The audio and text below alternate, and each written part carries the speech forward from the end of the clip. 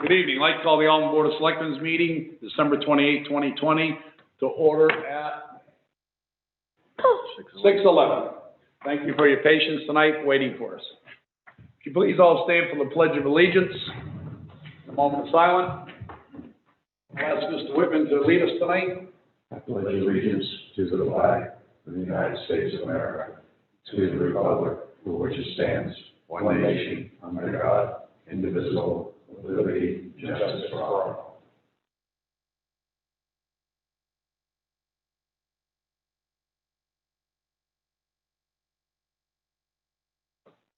Thank you.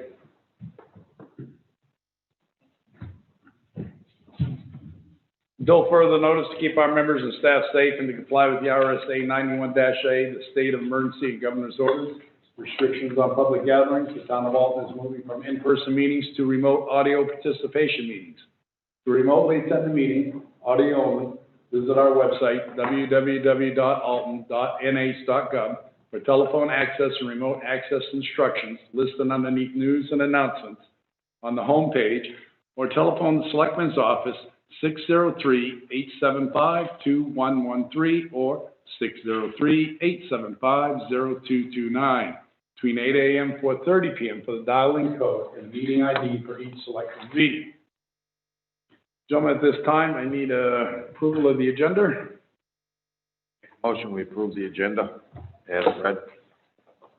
Second. A motion by Virgil McDonald to approve the agenda is submitted. Second by Paula Rochelle. Any discussion? Mr. Chairman, I wonder if under old business number 7, we could have another budget discussion.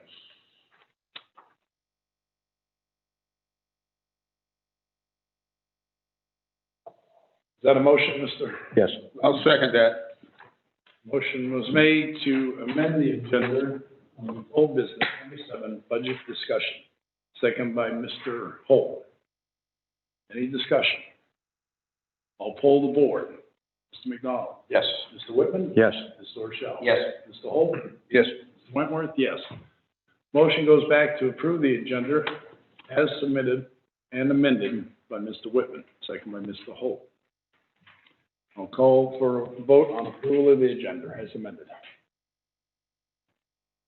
I'll poll the board. Mr. McDonald? Yes. Mr. Whitman? Yes. Mr. Rochelle? Yes. Mr. Holt? Yes. Mr. Wentworth? Yes. The agenda is approved as amended. Announcements. Town offices will be closed on Friday, January 1st, 2021, in the celebration of New Year's Day. Happy New Year. Submission of public comments and question concerns. Being none, we'll move on to appointments. There are no appointments tonight. Move on to old business. Shibley's at the Pier plot plan. Gentlemen, tonight with us on the phone will be Rob, the assessor's office. Attorney Stessler is here also to discuss with us Mr. Shibley, Mark, Fundamentary. So this time, gentlemen, I'm going to open up the floor, though, to the town attorney, Rob, first, to discuss the lease, the way it was presented, and the plot plan. And let him describe it to you, and then after that, we'll do questions to Rob or the attorney, and then we'll go to Mr. Shibley and the gentleman that did the plot plan. Jim. Well, as I understand it, that the board of selectmen put a petition warrant article for the town meeting as to whether or not the town is going to authorize us to enter into a renewal lease for additional long-term lease for Shibley's at the Pier. The lease has not been negotiated yet, hasn't been finalized yet, but we've been working on doing something that the previous leases have not had, which is to do a plot plan to describe and to show exactly what's being leased. So there's no confusion, there's no doubt, everybody knows what's being leased, and we don't have the sort of the questions that we've had in the last couple of years, and actually over the last 15 years, about exactly what's being leased out at Shibley's at the Pier. So we've got a plot plan that Mark Conte-Demitraki's firm has prepared, which shows the buildings in relationship to the parking lot and the water, the lake. It shows the curtilage around the buildings, which I believe is the original intent for the lease. And if we do get authority to negotiate a new lease from the town meeting, this next town election, this plot plan will be attached to the lease and become an official town record, so that, anybody 20 years from now can look at this and know exactly what's being leased. We don't have the doubts and the gray area and the confusion that we've had in the past. Question, these red lines are what we're leasing? Yeah, I'm confused. I'm still confused. It shows the buildings, Virgil, and Right? it shows the existing building, Shibley's, walking through there. And then there's a dash line that's marked as curtilage line that goes around those buildings. And that's, I don't have it in color, so I don't know. Yeah, we never, they came in front of us for the extension of the cooler, and we extended that curtilage out for that cooler. Now you've got it way over, you've got it jogged right out, and they're taking halfway to the piers. Well, no, Virgil, if, turn around, what it is the red dotted line. If you read the letter, 96 feet, so if you go across the front of the parking lot, Rob had written down there 92 feet. Yeah. Come down, goes over, includes that other dock that was in question at the springtime. That's correct. So this lease includes that dock. But you're also including half the stairway down to the That's the dock. curtilage, Virgil. And that's what, That's just so that they can work on them. but that was not what we agreed on when we did the curtilage and stuff.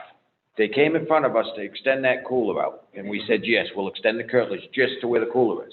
Now you're giving them more lake frontage down there, and you're giving them partway out onto the finger docks. No, it's not even near the finger docks because you're still on the stone wall. You've got your curtilage line right there, black dotted line, you said. It's right underneath the red line. That is, let's start it this way. This is that finger pier that sits out that was in question last spring. This is the dock, there's your stairway, this one here. This is the pier. Yeah, this is still part of the land. They had to have these stairways to go to that dock, otherwise they had no access to it. But if you want, we'll call in Rob at this point, and let have Rob discuss it, and the gentleman that did the plot plan. Well, you're extending the curtilage of what the town agreed to in the beginning, Well, the town only agreed to 10 feet on the edges of the building. and we changed it for the cooler. They came in front of the board and we changed it for the cooler when we did it last week. Now it's changing because of the dock. Because of the dock. And I agree, but that's, the stairway's town-owned property. We shouldn't be leasing that out, or the lawn, or behind the dock out there, to come out to the end of the dock. It should be just the dock. The stairway has to go to the dock. But you can't lease out the stairway, that's still town-owned property. The curtilage is only the permission of 10 feet to be able to maintain and work on their property, is it not? So it's got nothing to do with, they're not leasing that. This lot. is your new That's only curtilage. to work on. But that's your new curtilage line, that's the lease lines. Yeah, That's the curtilage line, not the lease line. That's, curtilage is the lease line. the lease No. line. Yes, sir. Is it or isn't it? Yes, sir. All right, hold on. Actually, I believe it's intended that the lease is gonna extend out to the curtilage. It will, okay. I didn't understand that as So that we're before. I thought the curtilage, the lease only went to the existing buildings, and the curtilage was strictly there for purposes of working. We haven't written the lease yet for both of you guys. We haven't written the lease yet. We can be whatever you guys decide you wanna do. That's the way it used to be. Yeah, it's whatever you guys decide you wanna do, we're gonna show it.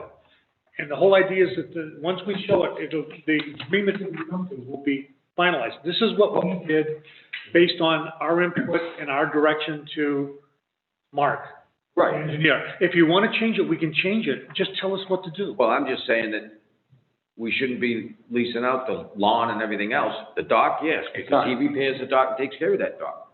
Them stairs and everything, that's all public use. Virgil, you understand, this hasn't happened yet. We're looking at the plot plan tonight. If you gentlemen do not like this, what I would suggest is that we plan a meeting and do a site walk visit. And you walk it the way the gentleman has portrayed the plot plan along with Rob. We go down there and look at it, let them describe it to us. If there's any change at that point, you need to tell them that and change it, but we conduct it as a meeting and do a site walk. We will try and discuss it by this plot plan. I don't think any of us can sit here and say, well, yes, this is what includes, what it doesn't include. Well, if we be No, built we can't, but we can go by what we used to describe the curtilage as what it was for. In the beginning, and the way it was for years before. We can change it, we can change the language of the lease. We have an option to change the lease if Mr. Shibley agrees. Mhm. But we can change it to make it clear that he's leasing only the land directly under the footprint of the buildings. And then we can give him, but he's still gonna have a portion of the lease for the curtilage to be able to maintain his building, so he's gonna have some rights to it. And it's That's right, okay. We have to show what he has rights to. That's right. Right. But this is showing 17 feet by 31 feet of lawn, and then you've got another 26 feet added on. That's because, Virgil, I told him to do curtilage around all of the. the structures. You don't want it. That's not a structure, though, that's. The dock is, and that's 10 feet out from the dock. The dock is a structure that the restaurant owns, and there's a 10-foot curtilage line around all structures. Restaurant don't own that dock, the town owns that dock. Except, no, Yes. no. That's not what we Yes. came out to last year, remember? Yep. Towns always own weak docks. So I'm gonna- We tried to prove that. I'm gonna stop here, and I'm gonna bring Rob into it. Rob, are you there? Hi, I'm here. All right, well, you heard the discussion, I'm gonna let you give some input here. Thanks. Okay, so I was listening to that. There's a few things I think I can clear up. One, the red writing on there is mine and mine alone. That wasn't part of the plan. I had to calculate out, I used the scale to calculate out the size of the curtilage lines. And what Liz just said is accurate. The curtilage line, don't look at that as like a plot of land. It's a 10-foot Right away. bump out from every structure that allows the owners of Shibley's the right to access and work on their owned things. In other words, you have the walk-in cooler that you can see just to the right of the existing building. The curtilage line is 10 feet out from that. It's not like it's a property line. It's just the area in which Shibley's restaurant has the right to access, to use that land to access any repairs or upkeep that they have to do.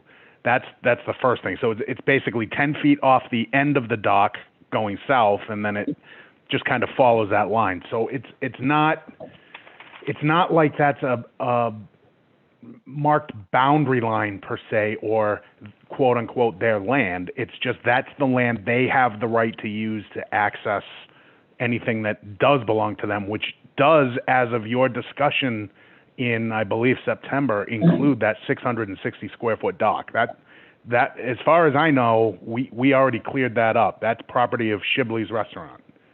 Am I correct in that?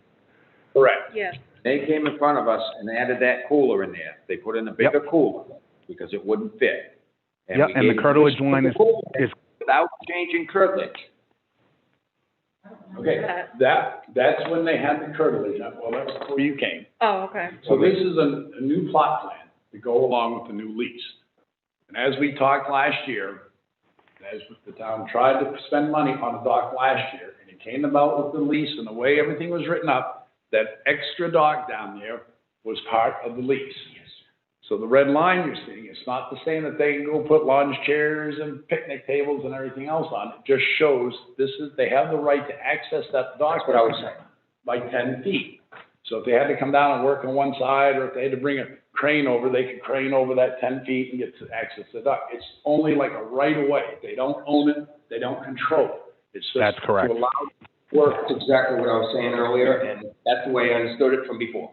And they can't really use it. You can't, it's not like they're gonna set picnic tables and umbrellas or anything. Giving them permission so they don't have to come to the Board of Selectmen every time to walk on the lawn to do a repair job. Am I correct? exactly correct. What you just said right there. All that means is they don't have to ask you permission to be in that 10-foot section. That is Thank you. accurate. That's the way I understood it last year and the year before. Thank you. Yep, that is absolutely correct. That's what it means. And what's being different this year is the little gangplank that goes along the stone wall to the boat ramp. That remains the town's. That's not even part of this discussion. Right. And these are the footprints that we asked from our September meeting to have done, which Rob and the gentleman that said has done up for us. What they're asking us to do is approve this plot plan tonight to write it in with their lease. The docks on the south and east sides of the property are Shibley's by the pier. But the west side. Yes, that would be the 660 square foot dock. West side is not theirs. That has the gangplank. That's right. Just the 660-foot square foot dock. That belongs to Shibley. And the Correct. curtilage line starts, the curtilage line does not go into the water. The state of New Hampshire owns the water, so the curtilage line begins on the edge of the stone wall at the water's edge, 10 feet to the south of that 660 dock. That's the first point in the verbal text of the description of the curtilage line. That's where I started it. Yeah, makes sense. Yep, okay. And for the record, again, just to make sure everybody knows, those red lines that are on the copy that you're looking at are not part of the actual plan. Those were for me because they didn't put measurements on it, so I had to scale. So you see a copy of my work copy that I used to scale the distances from the graphic scale. Right. When we write the lease also, Virgil, we can specify if remains a concern, that the areas outside of the buildings can't be used for outside dining or picnic tables or anything else. We can restrict it however you see fit to do it in the interest of the town, as long as we have a majority vote to do it. But it's not been used in the past, and won't be used in the future, but if it's a concern, we can make sure it's written into the lease that they can't use it. They can't expand the buildings under this. The buildings are the buildings, and that includes the dock and the dining deck. It can't be expanded without either coming back to the selectmen and renewing and expanding the lease, and or also getting approval from the state and or the planning board. So it's all going to be written into the lease that that restrict that sort of stuff. It's just showing what we thought that they had, and the curtilage area was designed to be able to access the buildings and to be able to structures, and to be able to improve them, paint them, maintenance work, whatever they need to do. We will still be responsible for the stairs and the stone wall, just that it gives them access And the sidewalk on the sidewalks. The land. and the land. It's only giving them permission to be able to work on their property without coming to the selectmen every time they want to do It's it. like a lease in a building. When if you have a multi-family house, they go into the common entryway, they go to their apartment. It's sort of the same idea. The owner of the house still owns the house. He still owns the common area. It's similar to that. We own the land. The town owns the land. They'll continue to own the land. They just get to go and use it for the restaurant. Would you folks like to hear from the gentleman that did this from GC Engineering? Sure. Mark, are you there with us tonight?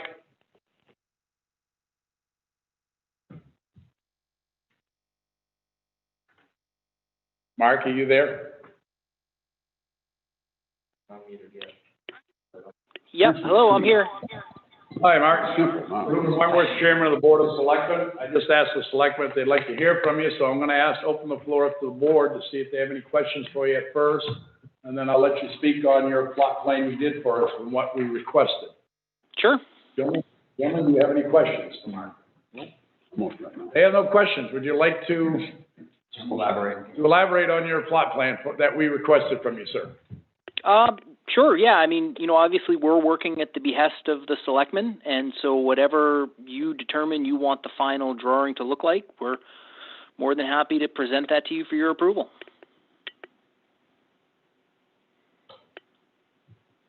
I think it's discussed it a little bit, discussed it a little further. I think we worked out the bugs on the lines and the 10-foot. I think it's straightforward and easy to read and understand. We are going to add some dimensioning to the curtilage line per the request of Attorney Sessler. So that'll be in a subsequent revision. Okay, and on that plot plan, is there a way to put into a point where the curtilage will say the right to pass and repass? I know that will be in the lease, but. Yeah, absolutely. I mean, if there's annotated language that you want on there, either as a note or some other language, certainly give us the text and we can add it on there without a problem. Would that satisfy you gentlemen a little bit better too? Won't hurt anything. It won't hurt anything. I'm fine. All right, gentlemen, any other questions? Thank you. Is Mr. Shibley on the phone tonight with us?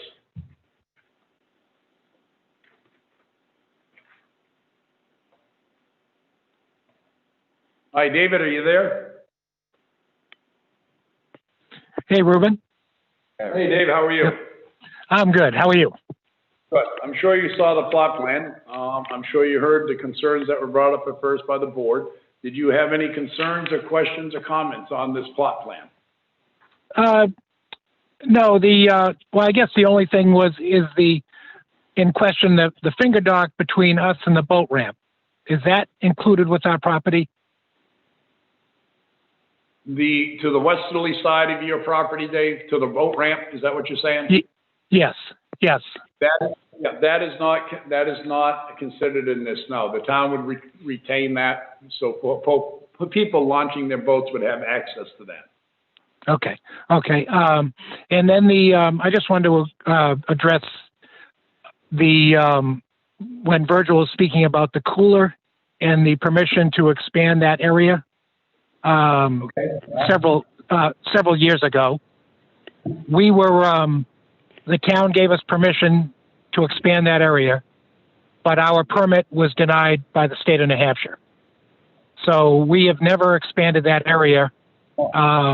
We just stayed within that footprint of what we had. We did replace the cooler because it was several years old, but because of our rejection from the state, that spot has never changed. We just changed from a wooden fence to that black chain link fence. And then the other concern about the curtilage, I know you can put that in the lease. I don't have any objections to that because we don't have any intentions of putting tables or chairs in that 10-foot strip down on the grass or any place around the building or on the sidewalk.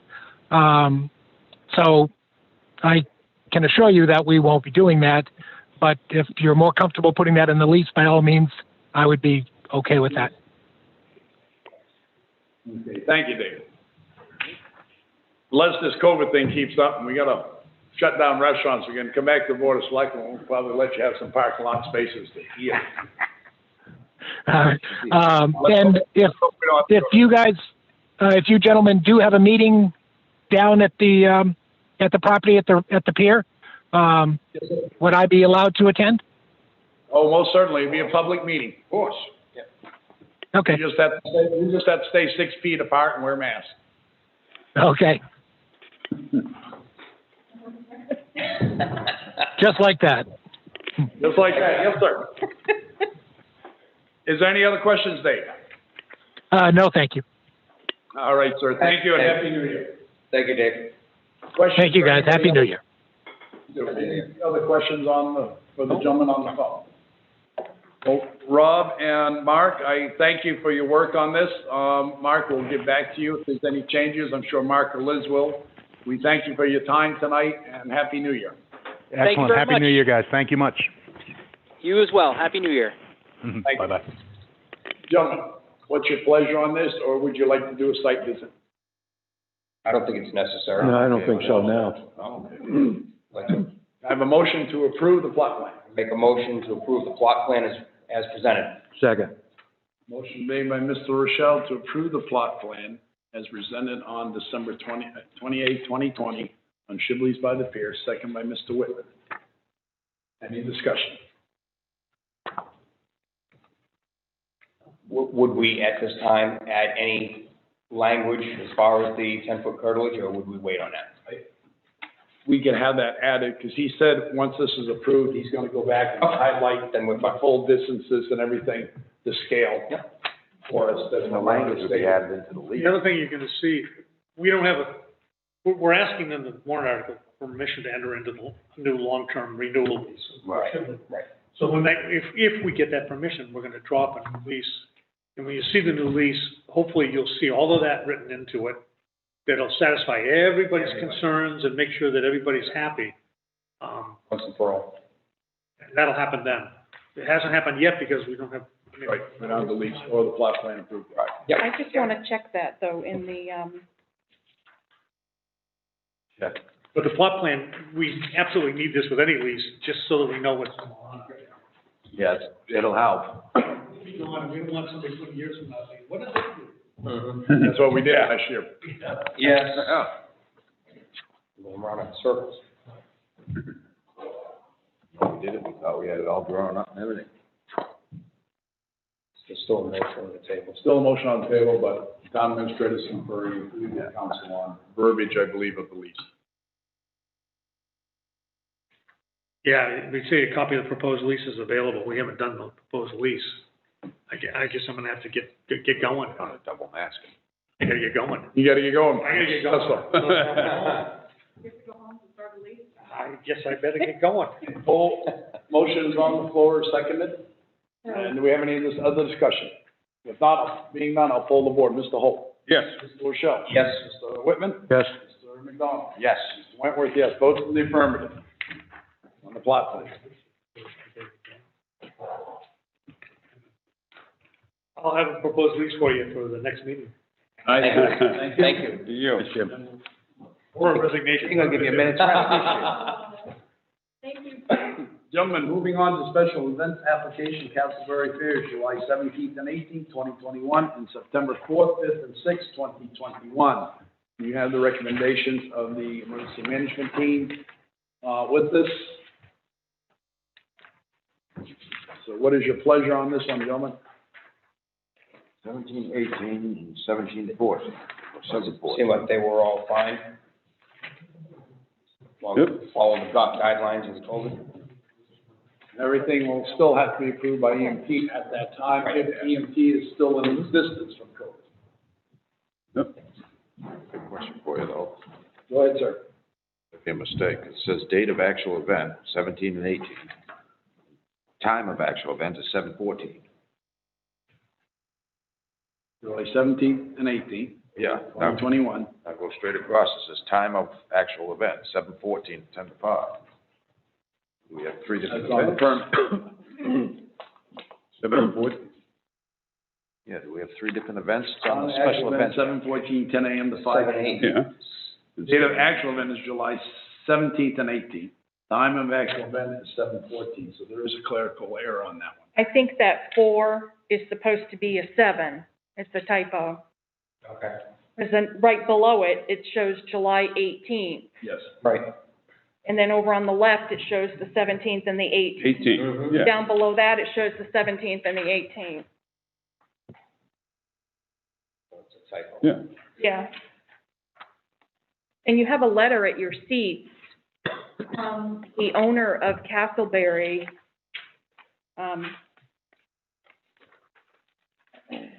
She wasn't able to attend tonight's meeting. I think you're all on the same page anyway, so. Yeah. Yeah.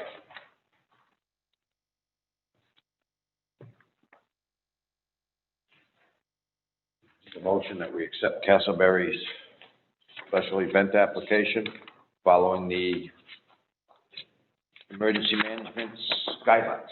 A second. Motion made by Reverend McDonald to approve the Castleberry Fairs application for July 17th and 18th and September 4th, 5th, and 6th, 2021. Second by Mr. Whitman. Discussion. Being none, I'll poll the board. Mr. McDonald? Yes. Mr. Whitman? Yes. Mr. Rochelle? Yes. Mr. Holt? Yes. Mr. Wentworth, yes. Votes in the affirmative. Reed Road signage. As we talked about in the past, gentlemen, about Reed Road, about putting up some no parking signs. Opinion of the highway agent. Brutal everywhere. Putting up there, but it should be done in springtime once the ground has thawed. Attorney Assessor has given his legal opinion on it. This is not considered maintenance by putting signs up. To request also, different safety agencies within the town, the police department and fire department. And it is a Class 6 road, but they're not doing maintenance, they're putting up signs for safety, which is allowed underneath the statutes of the law for Class 6 roads. It's like Mr. Assessor had said earlier, that even if you still would have to put up signs saying subject to gates and bars on a Class 6 road, you'd have to install gates and bars if you had to. So, the question raised whether or not that was considered spending tax dollars on that. And I think I hear Mr. Roberts there. Maybe not. I do hear Mr. Roberts. Yes, Hi, sir. Ken, how are you? Good. Recommendation, we're going to put up approximately 5 signs, and what we'd like them to say is no parking either side of roadway. Violators will be towed. And the reason it has to be that way, I don't think we'll get anybody to move the vehicles if they are blocking the traffic. I mean, I don't know how we're going to get them off the mountain, wherever they're at. So I guess the best description is violators will be towed, is what we'd like to put up. And that will say owner's expense too, correct? It can, yes. I think it should. Kenny, are we having, 'cause that's class 6 up in there, and class 5. Are we having the Forestry Society buy these signs? I mean, they're the ones that put that parking lot up in there. We're the ones that we're gonna buy the signs, they're paying for the porta potty. Because it's more of a safety issue for our fire department being able to get up and down because it's almost down to less than a 1-lane road at times up there. Signs. Talk to the Forest Society about enlarging that parking lot? No. I think we ought to send them a letter. They are attending tonight remotely.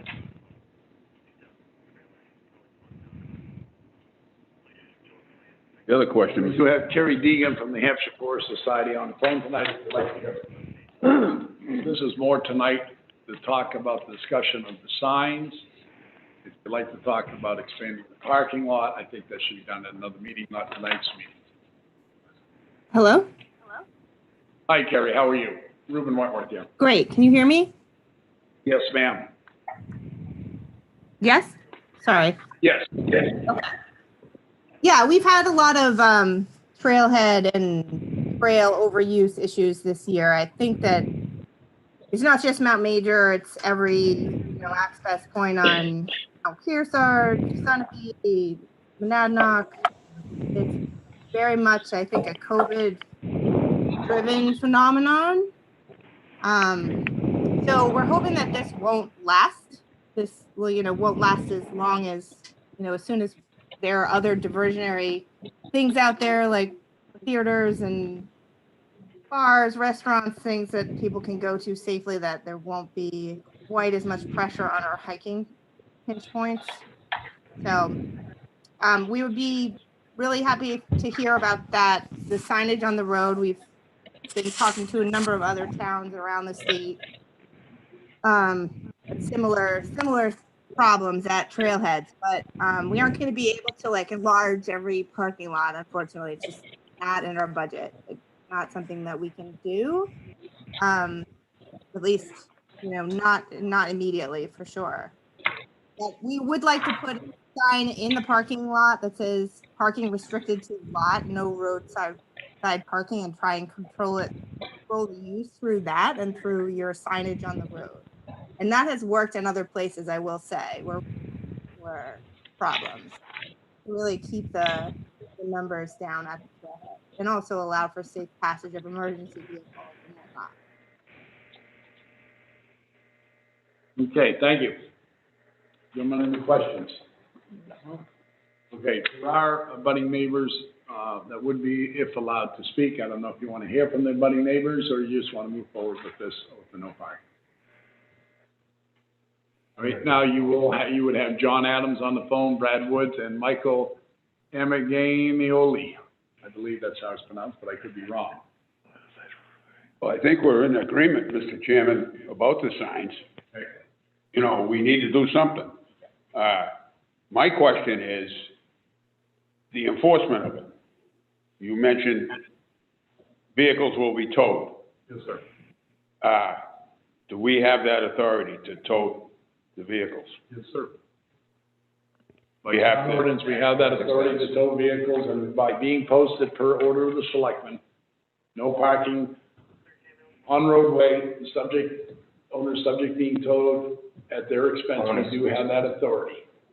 That can turn into being a problem, trying to enforce that, trying to get somebody to tow them, because that person now has to be able to impound them, because people just come and take their cars.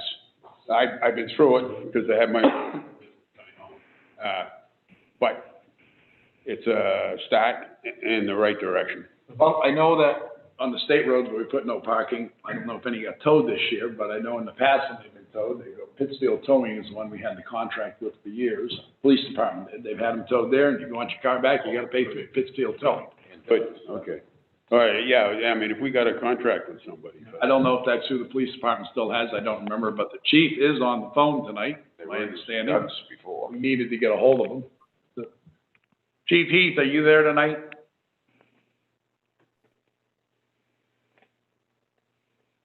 Hi, Chief.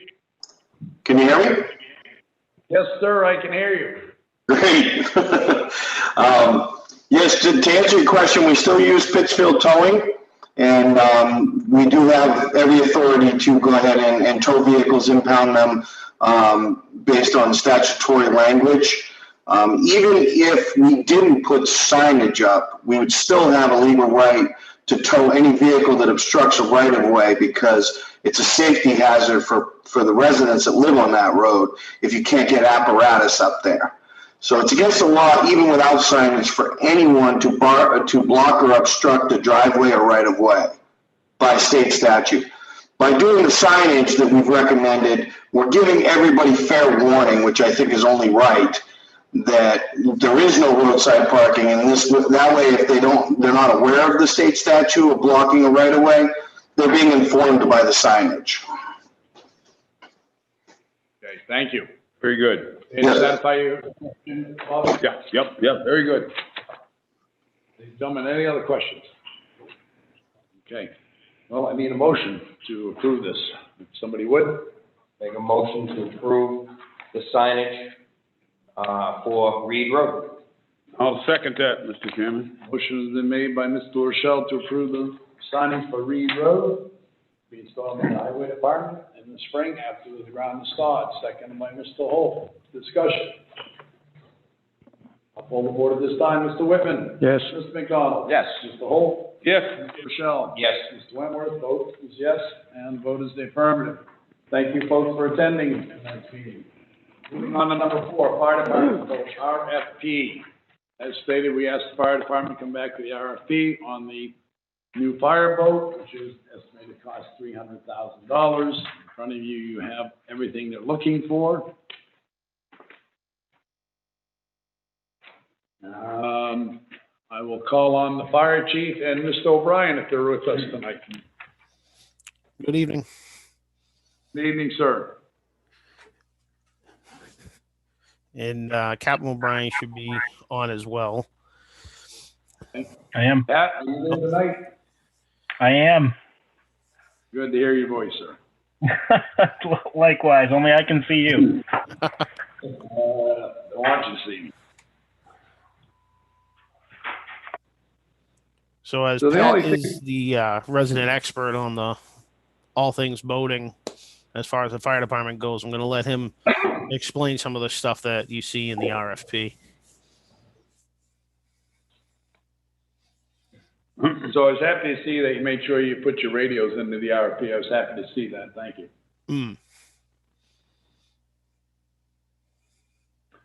Pat, anything you want to highlight on this for the Board of Selectmen? There's nothing super specific. I mean, it's all, obviously there's a lot of parts and pieces to it when you kind of really dig into it, and there's a lot more that we could specify. But I think this is a good all-around kind of base to go off of at this point. It's too damn much money, though. $300,000 for a boat. You're better off take the police boat that we just spent all that money on and put fire police together. Yeah, so the reason why that won't work is essentially we need a fire truck that floats, and we need an ambulance that floats. And as you know, we just purchased a fire truck that is $800,000 and an ambulance that was about $220,000.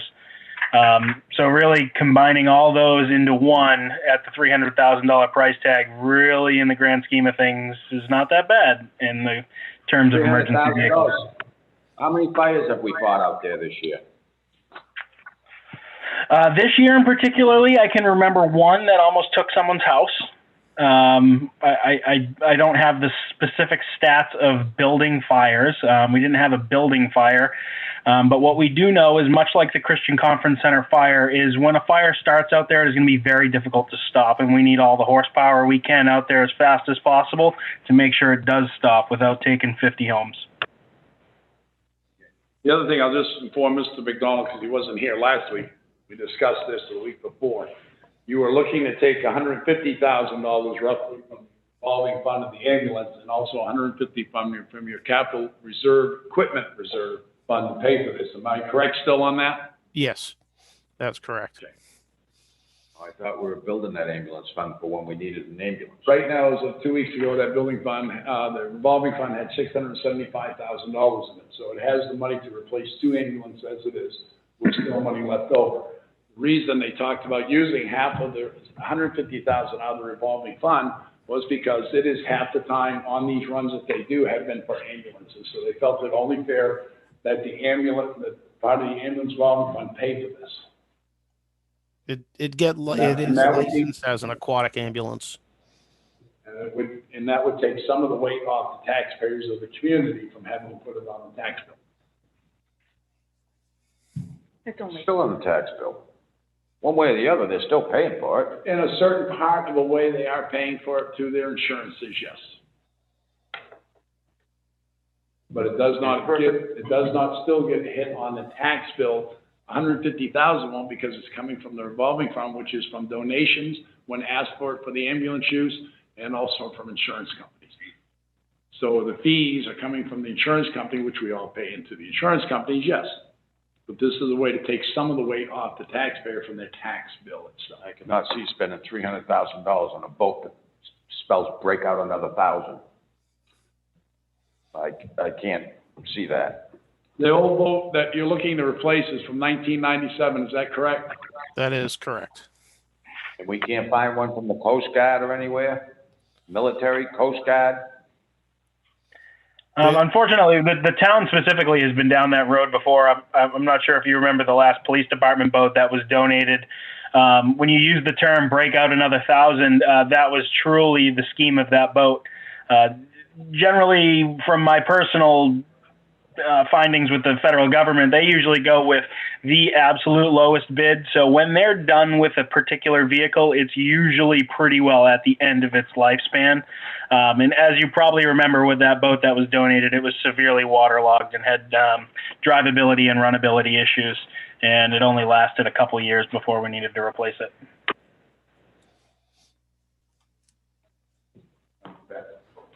Gentlemen, what I'm looking for tonight, and the fire chief and Mr. O'Brien are looking for tonight, is to approve the RFP that is submitted to you.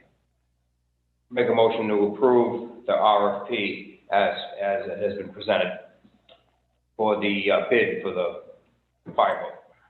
I'll second that for discussion. Motion made by Paul Rochelle to approve the RFP is submitted to us tonight on December 28, 2021, fireboat's bid specification, second by Mr. Holt.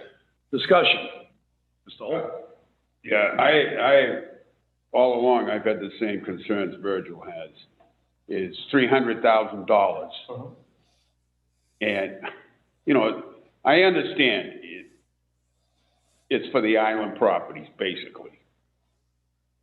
How much of it is used?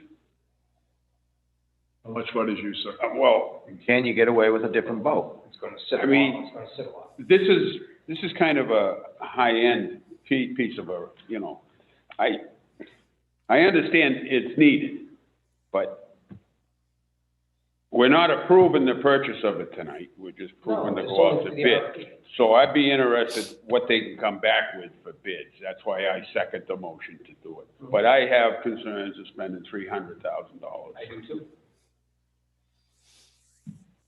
I just want to know, you know, be known up front.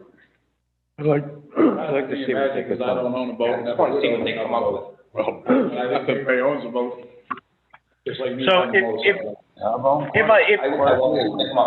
Hold on just a sec, Pat had something. Pat, go ahead. If I could, Mr. Chairman, I mean, we're not talking about just island residents here. We do have 9 inhabited islands in the town of Alton, at least 3 that are uninhabited but are used in countless properties. I mean, we're talking about 200 or so houses on Rattlesnake, Big Barn Door, Little Barn Door. All these folks pay taxes and deserve the same response and same level of service that those on the mainland get.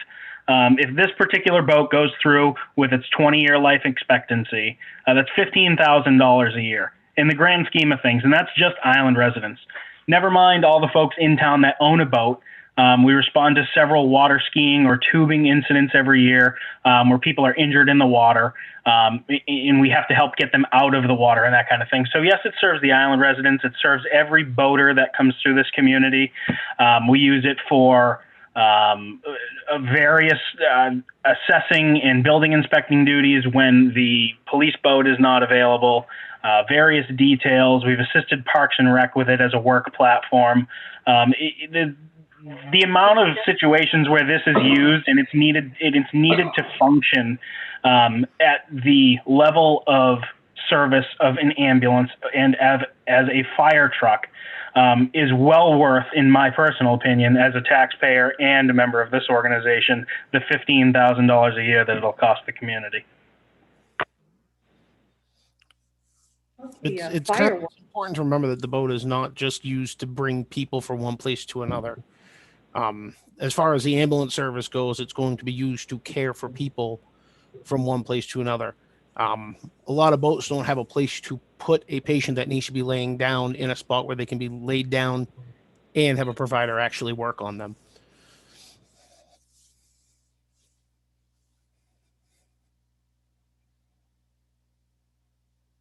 Any other questions? Yes, I'd like to see a report on the number of calls that they responded to last year. Chief and Pat, is that something you can get back to us? Yes. I have it right here if you'd like it. Okay, go ahead and read it off if you'd like, and then you can submit a hard copy to the town administrator to give, that would be great. Of course.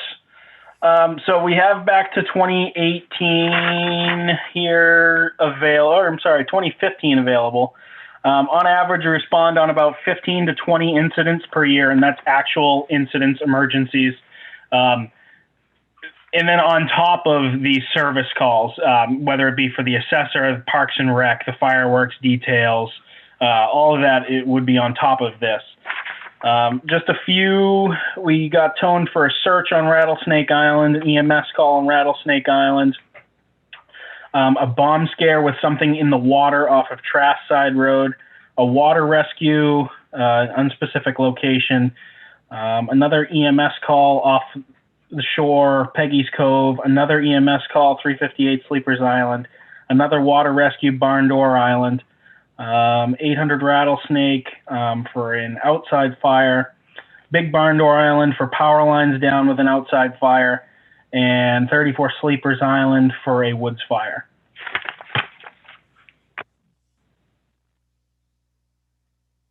That was 2015, you said, or 2018?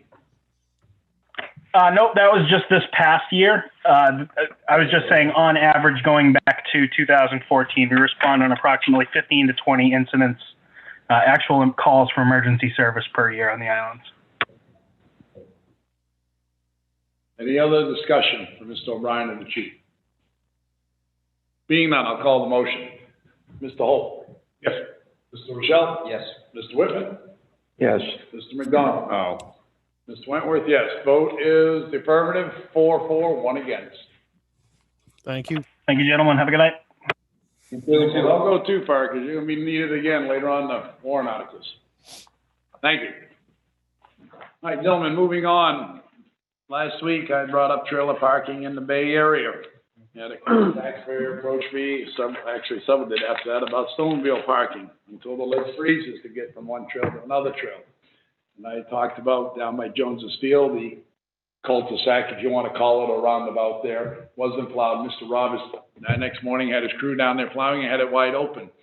So I think at that point that the trailer parking in the bay, that kind of muted that, because it does give them access to the to the trails on the western side of the lake, being able to park around that little turn in and turn out by Jones's Field there, because they're allowed to get on the bridge. So I really think this is a mute issue at this point about trailer parking in the bay. And in the ordinance, as you saw that they submitted to us, everything was highlighted. The trailer in the bay meant boat and snowmobile trailer, any type of trailer.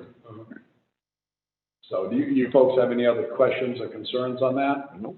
As long as the highway department keeps that area around Jones's Field open with the bridges, there'll be plenty of trailer parking right in there until the lake freezes for the snowmobile trails. How many can that accommodate? Well, single cars, normally they got in about 30 to 40 down there, but with truck and trailer, you're probably looking at about 20 at most, I do think. But maybe Mr. Roberts could give a little more definition on that. Ken, are you still there? Yes, sir, I'm here. In your opinion, on that turnout that goes to Jones's Field by the bridge, how many cars and trailer, a car and trailer or a truck and trailer you feel could be parked in there? Well, if they park end to end and they start right at the one-way, and we're trying to plow open the left-hand side just as you enter that, depending on the size of the trailers and, you know, if they're normal two-axle holding four ski mobiles, if they can get 20 or 25 in there, they'd be doing really good. Thank you. And I appreciate you getting that plowed on Tuesday morning last week. That was very nice of you. Thank you. Not a problem. Yep. Thank you. So, no parking, trailer parking in the bay? No trailer parking whatsoever in the bay. That's the way the ordinances That's read. the way it's as defined, because it says no trail. That's the way I read the ordinance. Maybe town administrator. Looks that way. I'm just clarifying it, that's all. Yeah. Not correct. Okay. But also, basically, no tractor trailers get parked in there during the bay either, but it would be nice to see if that was alleviated, only because we don't want a tire truck driver going down the road. So it brings back the question, maybe we've already answered this, but I'm gonna ask it again anyway. What about Bob houses? Bob houses? And dropping off Bob houses and bringing them out on the, how are we treating that? As far as getting them out on the ice, and the trailers will not be allowed to stay, obviously. Right. But they can offload. They can offload. And just like the boats, just like normal, they can offload, they can go down. Okay, just double checking on that. I just think that the selectmen in the future, though, have to look at when they pull their Bob houses. Some pull their Bob houses off. And leave them in the parking lot for a week. Oh, yeah. As far as land hoe, where the Fish and Game owns, that's not our concern. But I've seen them put them on the opposite side of the 11 west side, and they leave them there for a week, and they should not be left there for a week. And they have them in the parking lot. They should be picking them up and leaving. I think that's an ordinance that the board of selectmen should look like in the future. It was just a question. Yep. I just want to clarify, that's all. So do you feel we need to go any further with this trailer parking? Okay, I guess we'll move on from trailer parking with no change. Number 6 was impervious pavement discussion. Bob brought that up last week. I made a few comments on it, and Mr. Roberts is there tonight for any questions or answers that may be needed. Mr. Holt, I think you brought that up more so last week about the impervious conversation. So if you'd like to ask Mr. Roberts your question, that would be great. Yeah, I just noticed it has been plowed this winter, and I think it's great, you know, for the snowmobilers and everything else.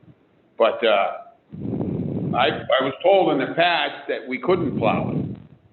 I was just concerned, how come we're plowing it this year? Roberts, can you answer that question? Yeah, the only reason it was plowed was because of the Santa event. We weren't sure what the turnout would be. We heard it a couple other places that there were hundreds of people that showed up for the Santa event. Fortunately, that was not the case.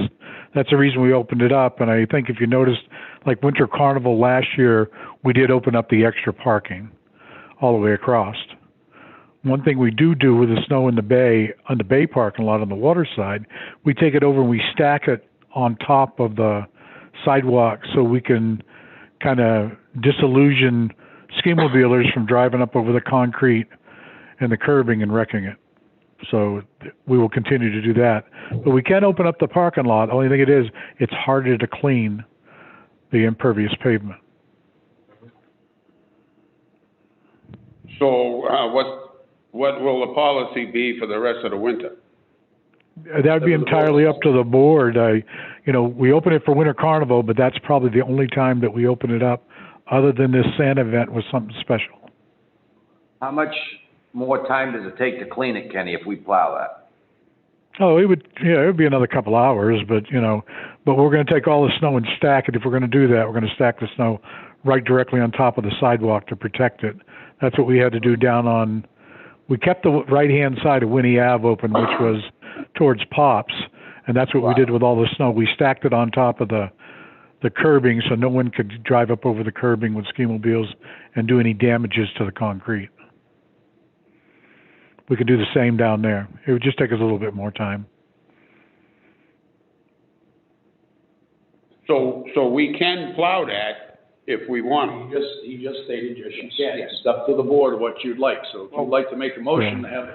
I don't think it needs, but we have to keep a chart on cleaning that and stuff, and that's what I'm asking is, if we're plowing that, because that was the deal in the beginning, if I ain't mistaken, was we weren't gonna plow it, so we vacuum it in the spring, we were gonna leave it. So that it wouldn't be. Now we're changing the deal with what the state agreed with that too, by plowing it. No, the other thing was, it was a lie. We didn't want tractor trailers sitting there parked on it because it's not a solid base as you would have on a regular gravel base. I remember Kenny bringing that up months ago. And you're right, the state makes us test every year. He has to have it swept, and he has to take samples of it, how much he's taken out of it. Well, that's The only thing with that part of the sidewalk though down there, the snowmobiles still run down that line of on the sidewalk. Right. That happens. The other, more westerly, and they don't because he just stacks it. So it's really up to what the board wants. They say, I don't see where we need the parking unless for special events like Winter Carnival, like you said, they opened it up for Winter Carnival. Open up for that. Because the bay has more than enough parking during the winter time, except when it comes to Winter Carnival. As a rule, it does unless we get really, a lot of snow and the snowbanks really get piled up and they push back into the parking where it makes it a little bit more difficult to park unless it all gets, quickly removed after the storm. And usually they do. Kenny does a good job about getting the front end loaded down there and moving it. I don't know if it wouldn't be a bad idea to pick one of the sections to plow out and leave open. Not meaning the one next to Pops or all of them, but possibly one in the middle. If it makes any sense to do that. I think the only one that is open, the impervious, there are only two pieces. Ken, if I'm not mistaken, there's only two parts that have impervious paving, correct? Yeah, to the left of Winnie Ave down to the bathhouse are the impervious pavement. And we made the decision not to plow it, the Board of Selectmen, after the discussion of the contamination that comes in the snow on top of it, whether or not we could keep it open and have it working. And that's what we've been trying to do, is not plow it for that longevity of time to get so much dirt in it where it's very hard to clean. Sooner or later, it's going to fail. We all know it. It's already in history through UNH that, if we get 10 years out of it, we'll be very lucky, utilizing it as impervious pavement. Other than that, it goes to drains. Yeah. So gentlemen, whatever your pleasure is. I think we should continue with the current policy, just special events like the Santa thing, like the Winter Carnival, only times that we should plow it. Is that the consensus of the board? Yeah, that's fine. That sounds good to me. Mr. Roberts, we'll stay with current policy then. Yes, sir. Thank you very much. Thank you. Moving on to number 7, budget discussion. Bill, that was yours, so I'll give you the floor. Okay, I heard what Attorney Sessler has to say, that the Budget Committee at this point owns it. I still don't think it reads that way, but that's what he said. So I'll have to go along with that. And it sounds like the only way for us to make a change to it would be to recommend it to the Budget Committee, exactly what we're thinking.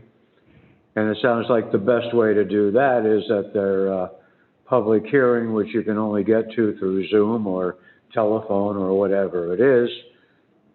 So I'm still wondering if it might be worth it to make a recommendation, send it to them ahead of time because of the complications with the public hearing due to COVID-19. What I had in mind was something that we had discussed last week. I think the budget as it is, shown to the taxpayers at the deliberative session, would not be surprised if it was voted down and we'd be on, the other budget. So my feeling was, I was gonna recommend that with the exception of the benefits, which we agreed to go along with this year, in that we're gonna start in January, looking at the benefits program for, the future. And I'm quite sure we will start doing that in January, with the exception of the benefits program. I'm still in favor of a 2% cut. All the other departments, let the department heads charge them with the responsibility of figuring out how to do it. And send that recommendation to the budget committee. Second. That is a motion. Okay, motion made by Phil Whitman to send a recommendation to the budget committee to reduce, that the selectmen are gonna reduce the budget by 2%. Second by Virgil McDonald. Open for discussion. I'll start. You don't have to phone it in. You can send a recommendation at the public hearing by the representative to the budget committee. So it's a very simple process. That's what the attorney said. You just go to deliberative session. You have, as he said, Mr. Wentworth as the chairman or the selectman's rep, present it to the budget committee that the selectmen are looking to reduce the budget by $200,000 because they feel it has increased. I will not vote for it. I will vote against it because this board has flip-flopped again on this, bringing it back up. And it shows an inconsistency of the board standing behind department heads when they've already came in with a tight budget. I don't believe the budget is out of line, but I will dare say you're right, Bill. It will probably get defeated at this point to a default budget because the inconsistencies of this board going back and forth on the $200,000. I don't believe that would default it. I think people looking at a 7.5% increase will default it. Yeah, but that's my opinion. So I'll move it on to the next discussion whoever wants to come up with it. And I thought if you were a representative of this board, and this board voted to say, okay, we're cutting 200,000, you have to go to budget committee and you have to vote with this board. I didn't say that I wouldn't, no, I didn't say that I wouldn't vote it. I said here tonight, I will vote against it. Okay. I didn't say at the budget committee. I've always represented this board for the last 4 years, whether I agreed with it or not. So don't ever think I would go back on that. No, I don't Tonight, think I you said would. I will vote against it. I agree with that. No, I wasn't saying that. I was just, when you said you were gonna vote against it, I didn't realize it was here, budget committee.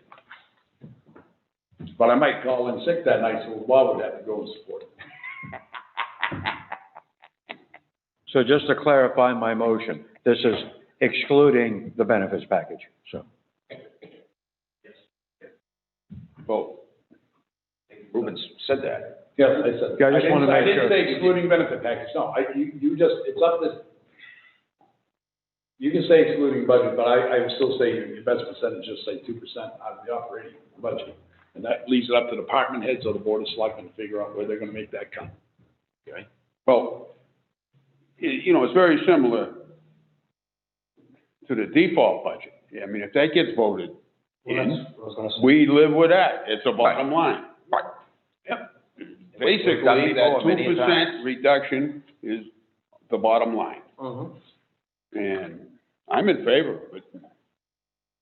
Well, I'm gonna change my position on, I was looking for 1 to 2%, if we could, of a reduction in the budget. But after looking at, going through all the budgets of each department and how they've trimmed and how we've worked on each department, I feel as though that I think they've done a pretty good job. We've already, as a board, agreed to the budget that was presented to us.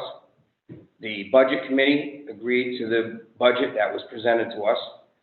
I feel as though that if it goes to the people and they decide they do not want to go with it, it's gonna have that $200,000 reduction if we go to default. If that should happen. But at this time, I'm gonna have to say that I would just leave the budget as we had presented it. And what we had approved at this time. And if there was anything that I would change, and we already have one thing that is being sought after now, the one thing I would change I am also not in favor of having a public works director. I don't think we need it. And I think that is a savings right there in itself.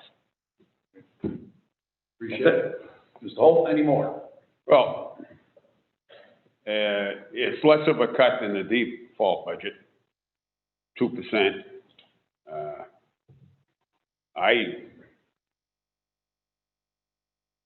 I don't think we'll get anywhere with it. I don't think the budget committee will back us. But I'm more than willing to give it a whirl. And I believe it's well within the parameters. The town can exist. It existed with the default budget before. If the default budget comes in place this year, we'll all exist. And what we're asking for is less. That's true. What we're asking for is not as severe as what the default budget would be. Any other discussion? Being none, I'll poll the board. Mr. Holt, in favor of the motion as stated by Mr. Whitman? Yes. Paul? No. Mr. Whitman? Yes. Mr. McDonald? Yes. Mr. Wentworth? No. Vote is affirmative, 3-4-2 against. If the town administrator can do up that letter to the budget committee to a recommendation at the public hearing that the selectman rep will be standing up and requesting a 2% cut in the operating budget that was presented to them, to see if they would go along with it. At that point, gentlemen, I am going to ask that somebody give me a list of where you want the 2% to come from. Out of you three. That's something that I'm charging the department heads with through. That was in your motion. The Board of Selectmen are asking for a 2% cut, not the department head. So I am requesting from you three to give me a list of where you want the 2% to come from. No. Wait a minute now. If you want the department heads to come in with that list, so I can go to the budget committee with, then make a motion tonight to have the department heads do it. Because it's the Board of Selectmen that want the 2% cut, not the department heads. So I'm asking you to stand on your own 2 feet and find the 2%. Mr. Chairman? Yes, sir. We're a Board of Selectmen. We're elected by the people. We hire people in this town to run budgets and create budgets. From the town administrator right on down to all your department heads. And we pay them good money. They should be able to, they do it when the default budget comes in. We don't sit here and tell them what not to spend. I don't remember doing that. I was not a selectman then. But they can operate within their budget. And whatever they do, I'm not going to sit here and tell them not to buy 22 pencils. Or that's not my job as a selectman. No, it wasn't, but we all agreed here earlier to their budgets as they presented them to us twice. We finalized the budget. We sent it on. We knew what the number's on when we finalized the budget. If you didn't, you didn't do your own homework by following the bottom line every time we approved the budget. I was off $50,000 because I kept track of what we approved. Yeah. We went through this a week ago. I disagree with you because we approved the budget. If you think there's fat in this budget and there's 2% can be reduction, we should come up with it, the people that want to cut it. But if you want the department heads to go back another week and figure out where they're going to do it, that's fine. That's it. But I need a motion to that effect. Nope, I'm not interested in that, Mr. Chairman. What, making a motion? Well, that's what, I said, I need a motion for the department heads to find the cuts. He's asking for a motion. No. Selectmen's budget. Well, right now, nobody's got to cut the budget.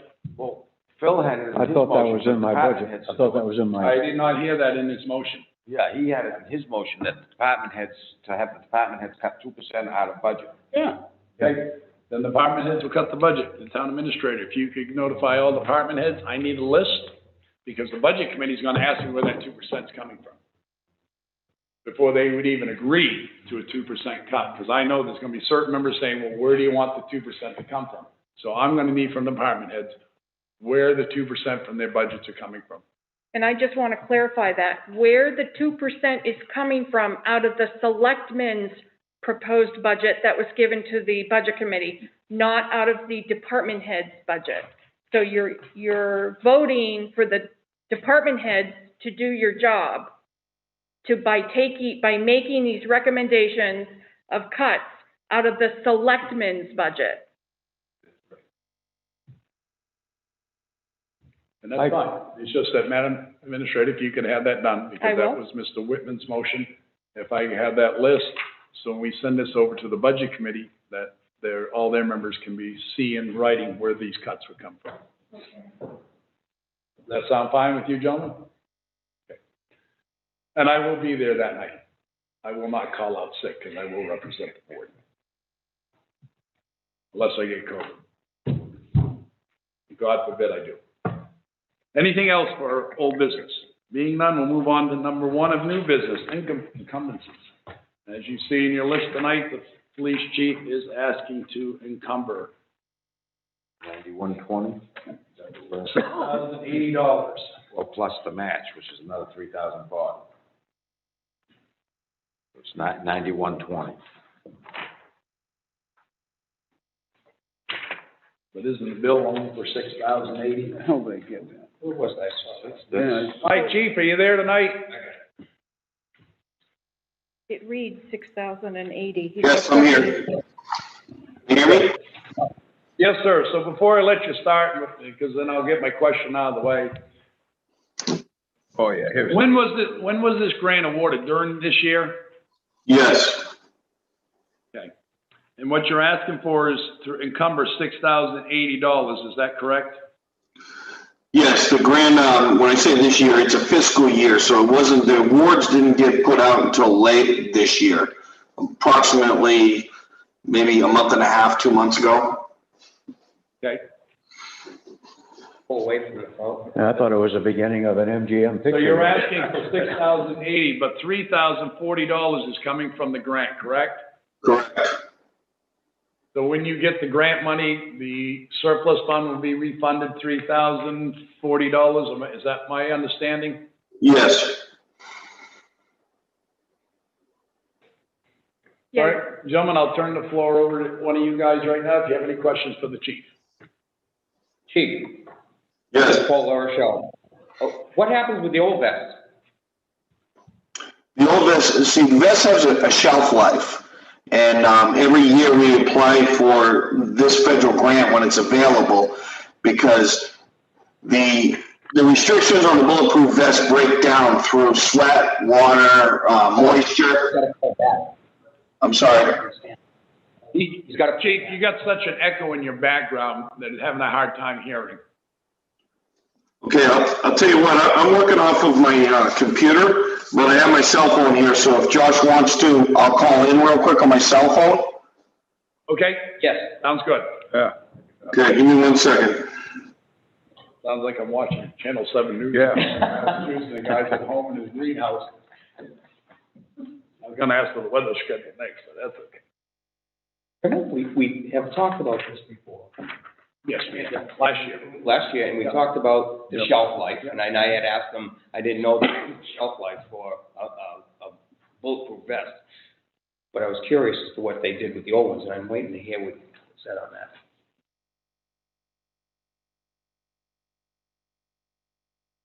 Let us know when he's back with us, Josh. Thank you.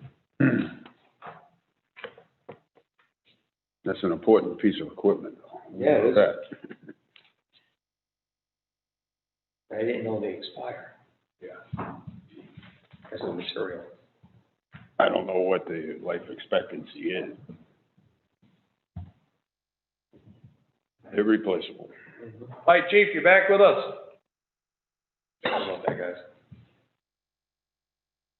His cell phone bill. Chief, you there? Chief, if you can unmute, that would be fabulous. Yes. There he is. All right, if you could go back and explain the shelf life for Mr. Rochelle, he was asking, what do you do with the old vest? Yes, and let me know if you still have an echo, because I think I'm gonna have to shut my computer. No, sir, you sound fine. Okay, yeah, with regards to the shelf life, like I said, the materials that the vests are made out of, the woven fabrics that they utilize for the protection breaks down over time. Just the wear, the movement, the sweating, especially in the summer months, perspiration has been proven to be very bad for the fabrics. So the federal standards, they set a shelf life of 5 years on those vests.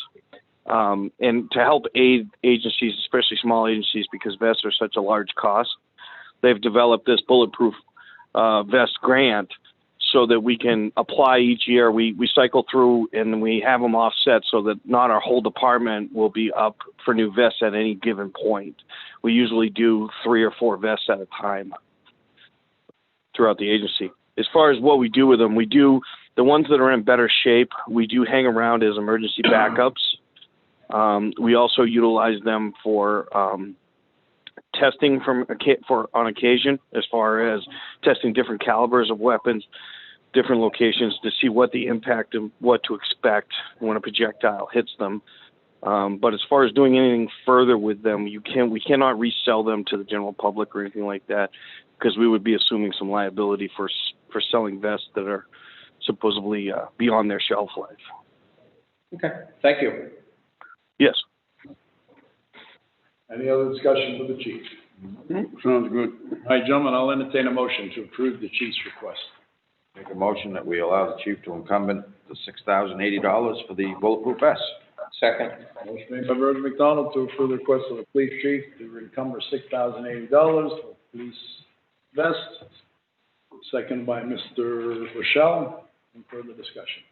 If, our police find themselves in a situation where they need them, I want them to work. Yes. Oh, definitely. Yes, absolutely. Any other discussion? I'll poll the board. Mr. Holt? Yes. Mr. Rochelle? Yes. Mr. Whitman? Yes. Mr. McDonald? Yes. Mr. Wentworth? Yes. Votes affirmative. Gentlemen, this time we're going on to 2021 warrant articles. I am going to ask that we take a break, 5-minute break, because we have all the way up to Article 00. And Article EE, so I'd like to take a break because that's about 23 warrant articles. That's right. So I call for recess, folks. Your board is recessed. Do I have a permission to recess for 10 minutes? Yes. Yes. All right, folks, we're in recess at 7:28. We'll be back by 7:38.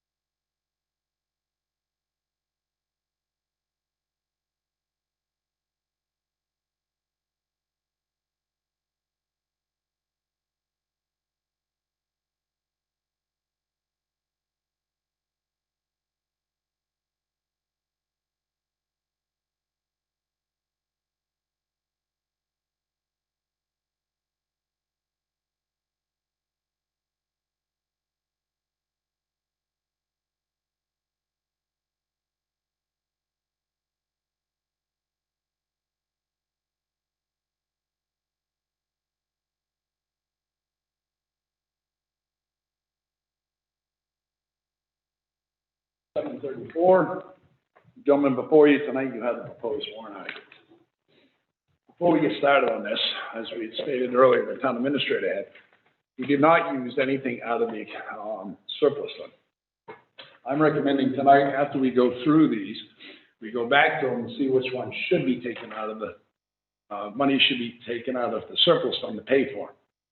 I'm recommending at least $500,000 out of the surplus fund to help fund some of these this year, but no more than 500. Now, are we also gonna, encumber some to cover Scotty's budget and stuff? No. So, The only encumbered fund we had tonight was the bulletproof vest. There's not money left in the budget for his To override. cover it? Okay. yeah. All right, that's all I wanted. That's why you only had one encumbrance this year, which is unusual. Normally we have Yeah. 4 or 5. So it was, that 80,000 that he needed, that came in through the CARES Act. So it offset. But he's still gonna be running over by the way he's filling dumpsters and stuff right now. Well, I would, I wanna make sure that we have enough to cover The that. highway department had quite a bit left in their budget as of the beginning of the month, and the board of selectmen stated at that time emergency, essential spending only. Other departments have money left in theirs. I believe that we are covered on that safely. Scotty estimated it to the end of the year at about 80,000. This was back a few months back. Gentlemen, what I'd like to do is, go ahead and move on through these 6 ones we're gonna approve or not approve. Okay. And go from there. First one would be benefit pay expendable trust.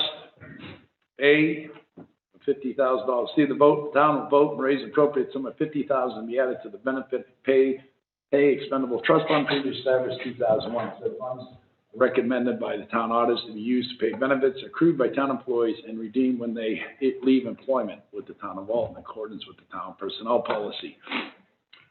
I'll say you board, you need a vote, you do need a vote on each one. That's right. Yeah. Do you want to vote on each one? We have to vote. We have on to. each one, yes. Yep. Anything to do with money. That it will go on, the vote is to Goes put to it the on, budget committee after. onto the ballot. It goes onto the warrant, you know. That's what So the people vote could is. see selectmen voted for it, budget committee. Right, so after us, it'll go to the budget committee. Right, and then after that, you all, we're gonna need to get your recommendations on it for each one. Recommendations, you know, whatever, 5 to Right. 0 Yeah. in recommend. So this vote tonight, That's what's doing that. from what I'm understanding, is to approve the article itself, to leave it on the warrant. Yes. You can do the recommendations now too, if you want. That's totally your call. No. How do we do it? How do we No, do it I last want to year? vote on how the board Yeah. goes one way or the other. Okay, all right. So do I have a motion to that I effect? make a motion that we, How are we doing it? We're gonna vote on Each article, each article, yes or no, yes or no? but we're not voting as far as our recommendations. women. No, this is our recommendation. That is, our vote is, That's what I was asking, Not that's what voting, she was it's a just explaining. Our vote is the recommendation tonight, that's what I'm asking for. And then you go back through them and which ones will be paid out of the surplus fund. See, that's why I asked. That's, I'm gonna add mine up and then give the board what I feel should come out of that 500,000. Okay, If the board agrees to that 500,000 through all this.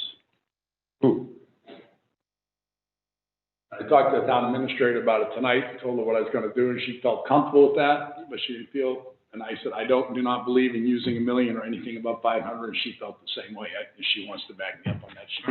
I do, because you want to be careful how much you take out of that fund balance, you know, because there's only so much that goes into it each year, and you want to continue to try to build it up so that you can use more and more towards these warrant articles over the years. And gradually, you'll get to a point where it'll work. So you're suggesting to keep it at 500, that's what I'm recommending. not to go over We 500,000. can discuss that after the warrant article. Okay. Then I'll do a list up as I go, what I'll recommend to you for the 500,000. Okay. Which articles? Mr. Holt, Yeah. question? I'm just curious, the 500,000 being taken out, what's that leave? Well, when we were. Ballpark figure. When we were setting the tax rate, we had $3.8 million in there, I believe, or 3.7. I thought it was 2.8. 2.8. I thought it was more than 2.8. that. Hey, I thought we had that. Well, whatever. There'll be at least a couple million in there, Okay. ballpark. So you're kind of, It's always, you're happy with that? It's always kept, we usually always keep it around 2.4 anyways. Well, Doesn't it have to anyway? Well, Legally? No, they keep going up. You have, Want 3.8 in there now, or They 4.8. want at least 7%, which would believe of the budget, 7% of the budget of 17. $11 million. Yeah. 10% be one, I can't remember, I think it was supposed to be around $4 million for 7%. Yeah. For That includes school and municipality. Right. Okay. But we've always, like Berta said, kept it around 2.4, 2.8. Yeah. And we've always been covered with it. Yeah, okay. All right, motion, motion on Article A. I make a motion that we accept the $50,000 for benefit pay expandable trust fund. Second. Second. Motion made by Bertie McDonald to approve Article A for $50,000 for the benefit pay expendable trust, second by Paul Rochelle. Discussion. Being none, I'll poll the board. Mr. Holt? Yes. Mr. Rochelle? Yes. Mr. Whitman? Yes. Mr. McDonald? Yes. Mr. Wentworth, yes. Votes in the affirmative. If any you want to keep a running tally, that's going to be one of the ones I recommend. Article V, shall the town vote and raise and appropriate the operating budget, not including appropriations by special warrant articles and other appropriation voted separately. The amount set forth on the budget posted with the warrant article or as amended by vote on the first session. For the purpose set forth therein totaling $8,378,183. Should this article be defeated, the fall budget shall be $8,099,570, which is the same as last year, with the exception of the water budget, with certain adjustments required by previous action of the Board of Selectmen or by law or the governing body may hold one special meeting in accordance with RSA 40:13 X and XVI to take up the issue of a revised operating budget only. The article does not include special or individual articles addressed. And if you want to agree with that, just say so moved, and I'll ask for a second. So we have to leave that figure in there. Yes, the figure right now, the way it's written, yes, but you can vote no, where three of you want 2% cut from the budget. This is where it comes tough, because you hate to put a no on there. You know what I mean? Because Well, can someone move it so I can have a second, so we can have discussion? So moved, Mr. Chairman. Do I have a second? Motion made by Paul Rochelle, second by Mr. McDonald for Article B as written. Discussion. So basically, those of us who voted for the 2% cut should logically vote against this. Yes, sir. Because otherwise, when this goes through the budget committee, and you all vote for this, Right. you guys have put me in the middle, because I don't know which way to go. Right, Mhm. right. Right. so I didn't know if we should change the figure. now, Okay, we vote on this tonight, and then the budget committee goes along with us and goes 2%. Does that come back in front of us so we can change that vote? well, only that, 3 no's and 2 yeses to go to the people. can they change the amount now? Is the question I should. they should not, you should not change this amount right now, Why? because you don't know what the budget committee is going to do. You don't know if the budget committee is going to go along with your recommendation for the 2% or not. You don't know. You should approve it as is. No, then we shouldn't approve it. We should wait on this one. Well, the other thing that can happen, leave the warrant article as recommended. If you three want to vote against it, and 2 for it, she could add a parentheses in there that 3 recommended 8 million, I don't know, I can't remember what the figure would be at 2% less. And you could go that way. Could they go that way? Could you add that in there? Or would that be too confusing? It could be added to the rationale that would be on the handout to Okay. people. It wouldn't be on the ballot. Wouldn't be on the ballot, okay. So basically, if we mean it, we got to vote the way we just voted. Well, yeah, I just hate Pretty to much. go Yeah. to the ballot that way. Because even when But we've had say the budget committee approves the 2%, Right. and they send it out, our wording is still on there that 3 are against, 2 are Yes. for. But, But I believe, though, but that's before- happened in the past. You've had 4 against 1. Yeah. Oh, yeah, 3 against 2. It happens every year. I know. Yeah, Every year. if they do, change this amount or whatever, you know, after the public hearing that the budget committee will have, I believe you can change your recommendation if you want, but don't hold me to that. I don't know. But what's the Well, the people, if they lower that amount from the original amount, if the budget committee says, changes that amount, then the people will know that the majority of the Board of Selectmen went with their amount. Because it's public record stands right now what our regular budget was. It's public record that stands on that now, so they can see what the original budget would have been if everybody asked. This late. And if anybody asks me after the fact, why did the budget go down? I'll just say, well, the majority after they did it felt that it should be reduced by 2%. That's all I'll say. And that's what that figure shows by the budget committee by lowering it. So. Yep, that's about the only way it can work, yep, okay. Even on the outside, I still got to represent this board. Whether it's budget committee or out in the public. I know, you always said I that. not agree with you, but still represent them. I believe you'll do that, yeah. And I believe in the same thing myself.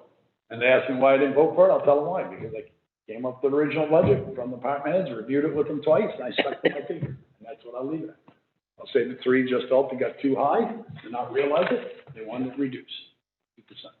That's basically what I was supposed to say. And that's basically what happened. Basically, what is the truth. What might happen. Any discussion, or any further discussion? I'll call the motion on Article B. Mr. Holt? No. Mr. Rochelle? Yes. Mr. Whitman? No. Mr. McDonald? No. Mr. Wentworth, yes.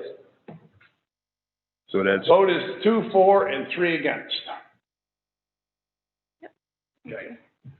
Moving on to Article C, Waterworks Operating Budget. Conceived the town will vote to raise and appropriate the sum of $475,042 for the operation and maintenance of the water distribution center system ensuing year. Said sum is to be offset by users' fees. Should this article be defeated, the default budget shall be $507,804, which is the same as last year, with certain adjustments required by previous action of town or by law. The Budget Committee recommends $475,042. The Board of Selectmen support this recommendation, recommended by the Board of Selectmen. I don't know what that sentence is that's in there. And so somebody would move Article C and they give it. So moved. Moved by Mr. McDonald, second by second. Mr. Holt. Discussion. You said something at the last meeting that I found very interesting, that the majority of the taxpayers in town don't realize that the water is paid for by the users because it's first comes out of the budget, then reimbursed. I really do wish we could make that clear to people. Well, we will at the deliberative session. Someone's gonna ask why this is this way, and we're gonna say where the budget of the water department is paid primarily by the water users. And someone said, well, our taxes, and I'll say, yes. Some of your taxes go to it that pay for water, town buildings, town bathrooms, the schools, highway department, fire department. Yes, some of those tax dollars go to pay that, but the overall 95%, 98% of the operating budget is borne by water users only. Right. And that's true. But the taxpayers pay the bill first, they get paid back, but they don't see that money. No. Well, I think that's what Ruben was getting at, But that the average taxpayer doesn't get it. Lori's changing this over, that monthly billing will occur, or every quarter monthly billings will occur versus yearly. Yep. I believe in this because now, and I had questions about it earlier in my head for the last month, and I didn't ask Liz about it the last 3 weeks, but it shows the default budget. So if this motion fails, they go back to last year's budget, which is more money, because the water department lowered their budget this year. Can I speak to this article when you're Yes, done? ma'am. I am just not sure about, I did not create this particular warrant article. The next to the last sentence that says the Budget Committee recommends X and the Board of Selectmen support this recommendation. I'm not sure that that should be in there. So there's a possibility that that one sentence will be removed, because after that one sentence are the actual recommendations, which is what you're doing now. Right, yeah. Yeah. So just so that you know. The word. Take that line out. All right. So Article C, the the Board of Selectmen do support Article C and the amount of $475,042. And the default budget shall be $507,884. Is that correct? Yes. All right, I'll poll the board then. Mr. McDonald? Yes. Mr. Whitman? Yes. Mr. Rochelle? Yes. Mr. Holt? Yes. Moving on, Fire Department Capital Reserve Fund. To see if the town will vote and raise an appropriate sum of $180,000 be added to the fire equipment capital reserve funds previously established in 1973, recommended by the Selectmen and so forth by the Budget Committee. Is the fire chief on the phone? Hello. Hi, Chief. You back with us? Yes. All right, so I know you didn't have a hand in writing this. I'm going to ask you a question. Shouldn't this article be about $500,000? So that's a question I was going to ask you. I was kind of hoping I get a chance to talk to you about that. So we had talked about the adding $250,000 to capital reserve specifically for the ladder truck. What we didn't talk about was whether you wanted it in one capital reserve or two separate ones. So we can change this one to $430,000, or we can do a separate one. And I'm kind of looking for your guidance on that. Well, I guess my question being is 150 was going to come out for your boat, correct? Yes. All right, and you wanted 250 for the fire truck. Am I correct with that? That was your recommendation, yes, for the next 3 years. That's basically 400,000. So is it 400 or 500,000 you needed to be at? So CIP recommends 180,000, and it sounds like you wanted to add 250 on top of that, which would bring it to 430,000. I'm just concerned if we don't do that, we're not adding anything in there for the fire truck. For the ladder truck. Yes, I agree with you. It was just a matter of whether you wanted it in its own separate $250,000 specifically allotted, not necessarily allotted, but $250,000 looking towards the fire truck in a separate warrant article or the same one. It would have to be the same one because it's for the same fund. Yeah, so the same fund, has to stay the same fund, but the Board of Selectmen have to realize $250,000 is set aside for the ladder truck. So the 180,000 that's in there, that was covering the 150,000 for the fireboat? That keeps us on board with what the CIP recommended. CIP, the committee worked pretty hard and they put all the numbers in. They actually had our boat in there at 350,000 for next year. And if you look at the plan, in the summary of the plan, it keeps it under $1 per thousand by not changing these numbers too much. So the 180 was their recommendation. So I stayed in line with that. If your recommendation is to add the 250 to that, we can bring this up to 430. That keeps everything online with everything in town. You know, they're looking at a bigger picture than just the fire department, obviously. Right. So, gentlemen, that was one of my questions that I had tonight, and the chief just answered it, because otherwise we're not funding really the ladder truck at this point that we agreed to start funding to try to get some more money in there. Because remember, the warrant article from last year went away by the wayside because there's no grant money. So at this point, I am making a motion for Article D to see if the town will vote and raise and appropriate the sum of $430,000 to be added to the Fire Equipment Capital Reserve Fund established in 1973. Liz, the $1,000 puts the taxes up what? Is it 1 cent or 20 cents? 3 cents for every 50,000. 3 cents. For every 50,000, yep. Roughly. I mean, it's like 2.9378, but you don't do that. At your desk too, gentlemen, as you're going through this tonight, Liz could prepare, because I asked her to, what last year's capital improvements were and what this year's capital improvements. Last year's capital improvements voted on, approved by town meeting was $10,242,088. This year's request right now are $10,893,579, up $650,000. So a lot of this was borne upon taxpayers last year, with the exception of a few that was done by the expendable trust, which the ladder truck was one. Well, not the expendable trust, but a surplus fund, which did not happen. new Riverside Cemetery engineering was done that way. So I did put a motion on the floor, if I could have a second, if not, I'll withdraw. Second. Motion is made by Mr. Wentworth to approve Article D to see if the town will vote and raise appropriate sum of $430,000 be added to the fire equipment capital reserve fund as previously established in 1973, second by Mr. Rochelle. Discussion, Mr. McDonald. You're gonna put the taxes up by another 15, 18 cents. Right now, I'm only putting it up, 6 cents, right? But we have, no, I'm not gonna put the tax rate up right now because we haven't established we haven't established the capital accounts yet. The tax rate right now was based on $10,242,000 last year. Right now, if everything is approved tonight as we go, it's $10,893,000. But I'm also saying we take $500,000 to offset that. So we should bring it down to $10,300,000, and these might not all be approved tonight. Right. So we have to kind of wait till we get through. And the CIP, we worked pretty hard to keep that level in there. And But I we also- thought the ladder truck, I don't have my CIP here, I thought the ladder truck was in the CIP. No, the ladder truck unfortunately hasn't been put into CIP. Ah, It's on there, but there's no funding for it. It's just kind of there. Selectmen this year earlier stated, the majority did, that we would go along with supporting the fire ladder truck. something to start in there, yeah. Yep.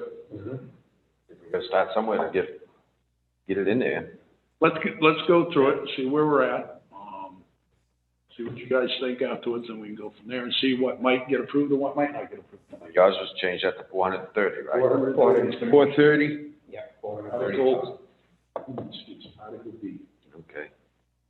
Yeah, 'cause, yeah, we Because got Article C does not affect the tax rate. It's totally taken out of the operating. No, well, And Article B, we're not looking at, because these are only the capital improvements we're looking at right now. And capital improvements and special appropriations. So motion been made by Ruben Moore, second by Paul Rochelle. Any further discussion? I'll poll the board. Mr. Holt? yes. Mr. Rochelle? Yes. Mr. Whitman? Yes. Mr. McDonald? Yes. Mr. Wentworth, yes. Votes in affirmative, $430,000. Thank you, Chief. Thank you. the ladder truck. Article E, grounds and maintenance vehicle capital reserve fund, to see if the town will vote to raise and appropriate the amount of $15,000 to be added to the grounds maintenance vehicle capital reserve fund as previously established 2019. If you remember, gentlemen, we put in $20,000 last year for a new vehicle, which wouldn't have bought a new vehicle last year, what they're looking for. This will bring it up to $35,000 if approved. The other thing we are looking at, Mr. Roberts and I talked today, there will be getting to be 1 ton here in the near future. He will be recommending that 1 ton be transferred over to Parks and Rec down the road. Because it will still have some good life left into it for Parks and Rec, not for major plowing issues as a frontline vehicle. So, You mean grounds and maintenance? grounds and maintenance, Parks and Rec ground, yes, grounds and maintenance, sorry. Okay. That'll put them a little bit ahead. I can have a motion moving that, or just say so moved. So moved. Second? Second? Second. Okay. Article E as written for $15,000. I'll pull, no more discussion. I'll pull the board. Mr. Holt? Yes. Mr. Rochelle? Yes. Mr. Whitman? Yes. Yes. Mr. Wentworth, yeah. Votes in affirmative for E of $15,000 as submitted. That is another one, gentlemen, I'll be looking at putting into the, from the surplus.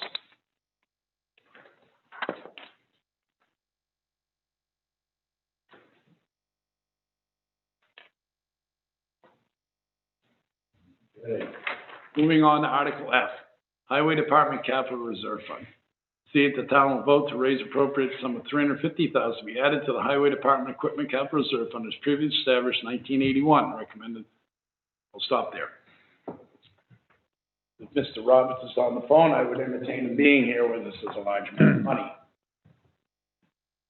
Mr. Roberts? Yes, sir. Got $350,000 in there. I'm sure the gentleman did not remember everything that was on that $350,000, but I'll let you go ahead, sir. Okay, what we've done is kind of revamped it. You approved a new driver. If that continues to be approved, one of the things is the international truck. Also, we have a hot box that's listed for next year, which is the hot box we all discussed in the meetings as far as being able to recycle asphalt as well as keep asphalt rather than using cold patch, use hot top as much as possible. The machine we looked at is quite good. So hopefully we'll get that. So we have the international truck, the hot box. The chipper is on its last leg. Unfortunately, we're putting more repairs in it than what it's worth. And again, the chipper is a 1996. It's been around for a few years. And then the last thing we put in here was a 2021 for a skid steer. And that's the first part of a two-part thing. We've got recommendations from GMI on the skid steer they use to be able to bring in a shouldering machine the following year and capital improvements to be able to back up our pavement to protect it even further over the years. So their machine that they use to actually do their shouldering machine is the same setup that we're trying to put together. Thank you. Yes, sir. Gentlemen, a motion to approve Article F as written. So moved. Second. Mr. McDonald, approve Article F as written. Second, Mr. Holt. Any further discussion? Poll the board. Mr. Rochelle? Yes. Mr. Whitman? Yes. Mr. McDonald? Yes. Mr. Holt? Yes. Mr. Wentworth, yes. Votes in the affirmative. Article G, Highway Road Construction Capital Reserve Fund, to see if the town vote to raise and appropriate the sum of $950,000 be added to the Highway Construction Capital Reserve Fund as previously established in 1998. So amount is partially offset by revenues from the Highway Block Grant, estimated to be $191,000. It's an annual appropriation that provides for the construction of existing roadways.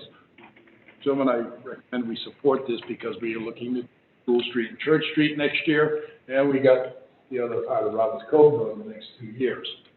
This will also allow our highway department to go back to do maintenance for 2 years, as stated by Mr. Roberts in earlier meetings. If you gentlemen agree with this, I would ask you to move Article G as submitted. So moved. Second. Motion made by Mr. Rochelle to move G as submitted, second by Mr. McDonald. Discussion. If I may, Mr. Wentworth? Yes, sir. Go right ahead, sir. Just to give an idea of where we're standing today, we got a misconception of what was left over. At least I did. I thought we had close to 600,000, or at least 5. According to the new calculations, there's only 326,000 left in this account. And if we take the overlayments for next year out, which are 217,644, and we take the cap bill of 46,380, the balance of this account, not counting the 950 that you're about to approve, is only going to be $62,000. So just to let you know that we'll have just a little over $1 million to do these projects. Right, and we had talked earlier, and you also stated that the overlay could be past the year, you thought? You could, if necessary, depending on the bidding of School and Church Street. Thank you. Any further discussion? Poll the board, Mr. Holt. Yes. Mr. Rochelle? Yes. Mr. Whitman? Yes. Mr. McDonald? Yes. Mr. Wentworth? Yes. Vote in the affirmative. Who made the, motion? Mr. Rochelle, second by Virgil McDonald. Okay, thank you. Article G is approved as submitted. Article H, Bridge Construction Capital Reserve. To see if the town vote and appropriate the sum of $10,000 be added to the Bridge Construction Capital Reserve Fund as previously established in 1995. You gentlemen are all right with this? I will entertain a motion to approve as submitted. And you say so moved? Yeah, I'll make the motion, Mr. Chairman. Second. Discussion. Motion made by Mr. Holt to approve Article H as submitted. $1,000, seconded by Mr. Whitman. I'll open the floor to discussion. Mr. Holt. Is that enough money? We've been putting away $10,000 for a few years. Mr. Roberts and town administrator are applying for that bridge construction grant for Route 11D. I don't have the capital reserve amount in there right now. What's in there, Mr. Roberts, would you have that, or would Liz have? I've got it. Yeah, I'm looking. 136,750. 136,750. Well, is that the one that covers, the red line bridges? Yes, sir. Yes, Or sir. any bridge. Okay. Major impact to the town.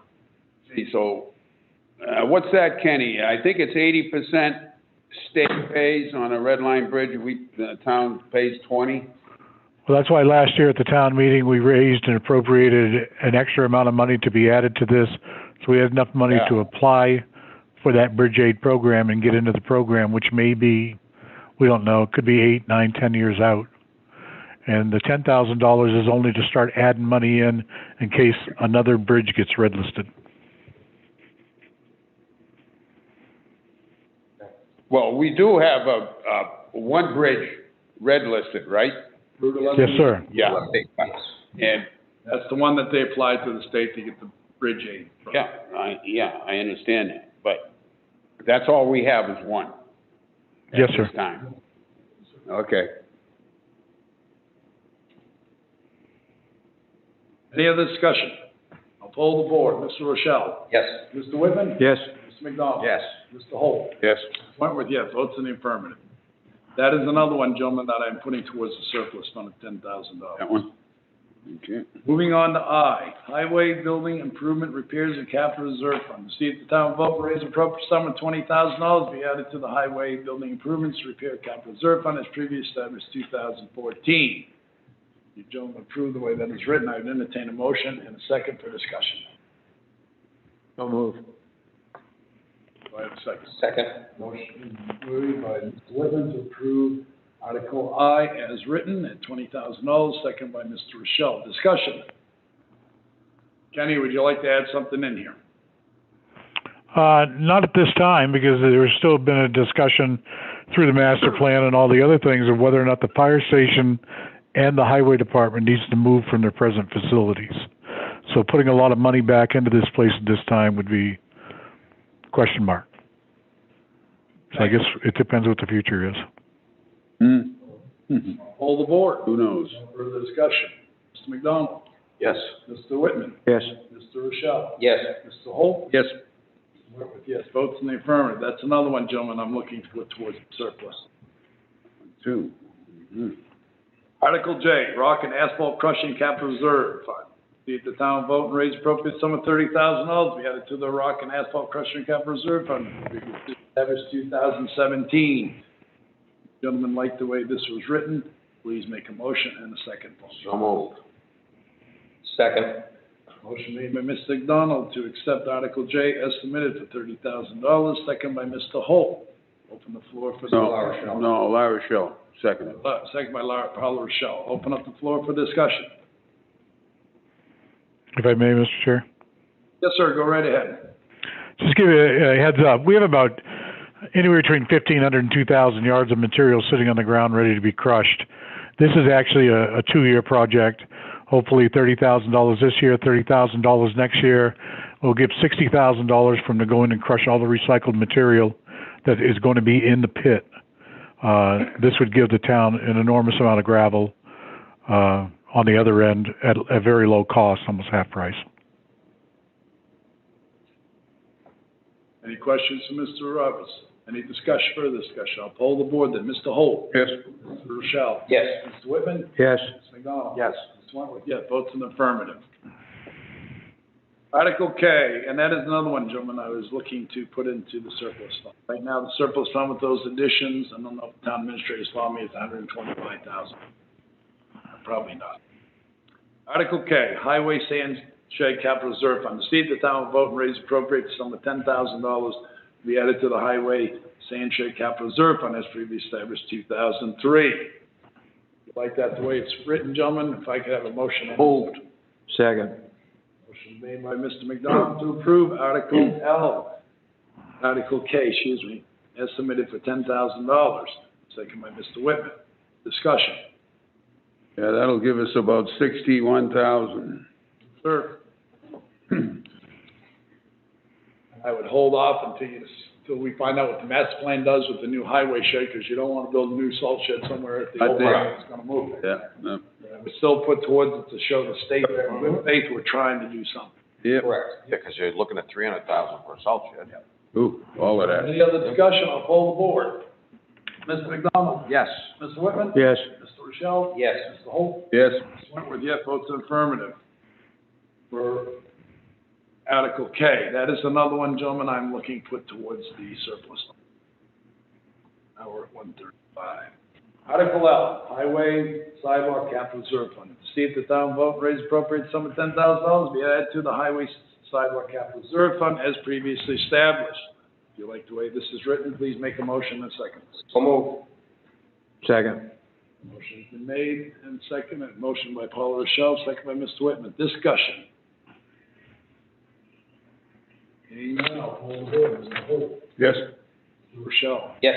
Mr. Whitman? Yes. Mr. McDonald? Yes. Mr. Wentworth, yeah, votes in the affirmative. That's another one, gentlemen. That will take out of the surplus fund. So let me get to my addition here real quick. IT, Capital Reserve Fund. See if the town vote and raise the appropriate sum of $3,000 be added to the IT Capital Reserve Fund as previously established 2020. Like the way that was written, let me make a motion. So move, Mr. Chairman. Second. Motion made by Paul Rochelle to approve Article M as presented for $3,000. Second by Paul Rochelle, or Mr. McDonald, excuse me. Any discussion?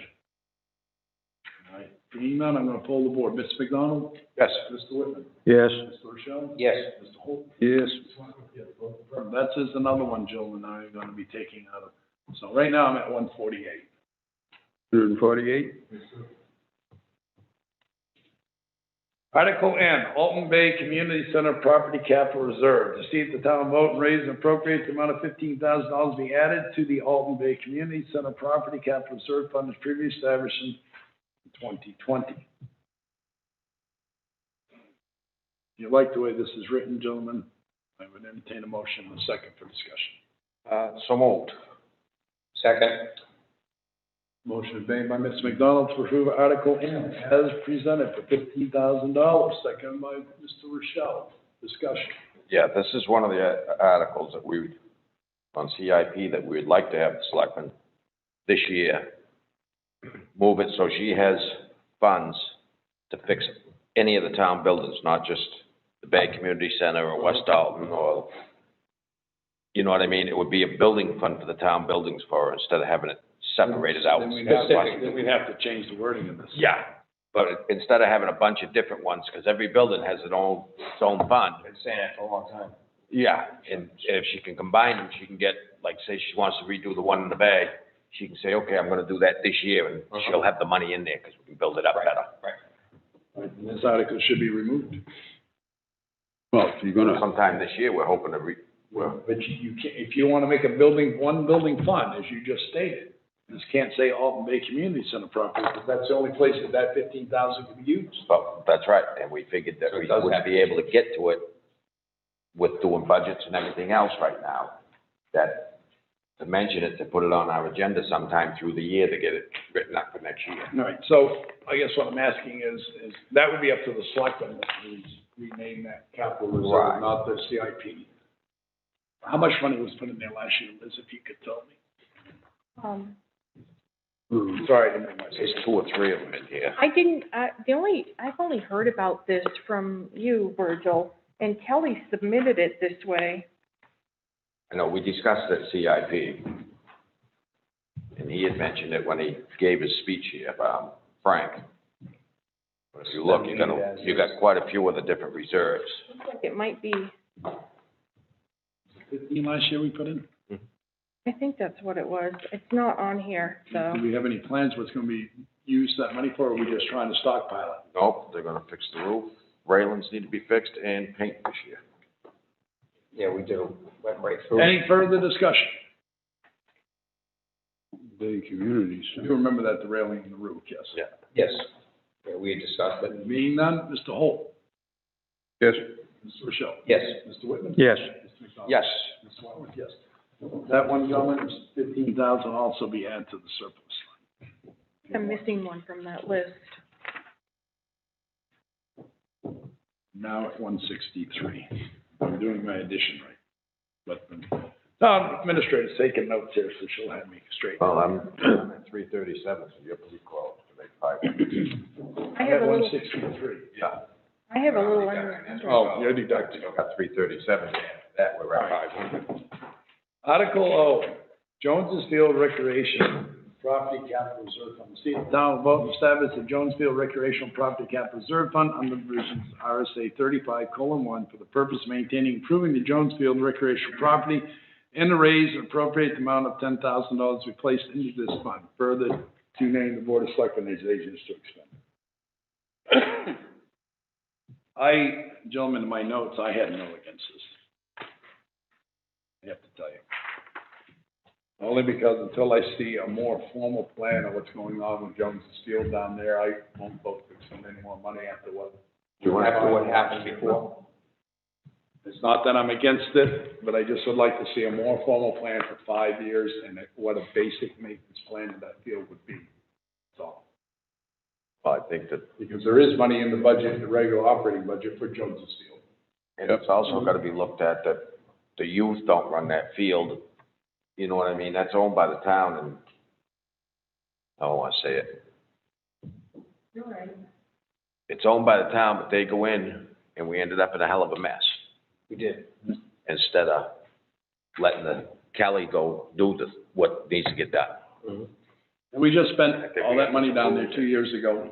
I'd like to hold off on that. Yeah, I'd like to, My feeling. I'd like to see We did some spend rules a lot down of money there down there. first. Some of it had to get redone. So are we in agreement that Article O will not go on the warrant? Or the consent, we don't need to vote on that, we just need a consensus. I agree with it. I agree with you. Consensus, okay. So Article O will be removed from the budget. Next one is Mount Major Community Center Property Capital Reserve Fund. To see if the town vote and raise and appropriate the amount of $1,000 be added to the Mount Major Community Center Property Capital Reserve Fund as previously established in 2017. So moved. Motion made by Mr. McDonald, second by Mr. Yes. Rochelle. Open for discussion. It's another one I'm voting Pull that one against. Just to let you know. Because the trustee of the trust fund right now trustees of the trust funds have money sitting right now. They're waiting to hear from Mr. Sessler where these funds can go. That money could, I believe, go to the Mount Major Community Center, be established for that versus voting any more tax dollars be spent on a building that we can't get rid of, but yet we have no plans for. We just put a roof on it. But it's still a town building, so you gotta maintain it. But the trustees of the trust funds have a certain amount of money sitting there, waiting to be told by the town attorney what to do with it, according to Mr. St. Cyr, which is an amount of $10,000. And that's been since 17. It's about it's a little over 8,000, yeah. That's been since 17. Then we And we're need still to get, sitting on it. then we need to get Mr. Sessler to let the trustees of trust funds release this money for the community center. I do not. It's gotta go through probate court. I will put $1 in this and that's it.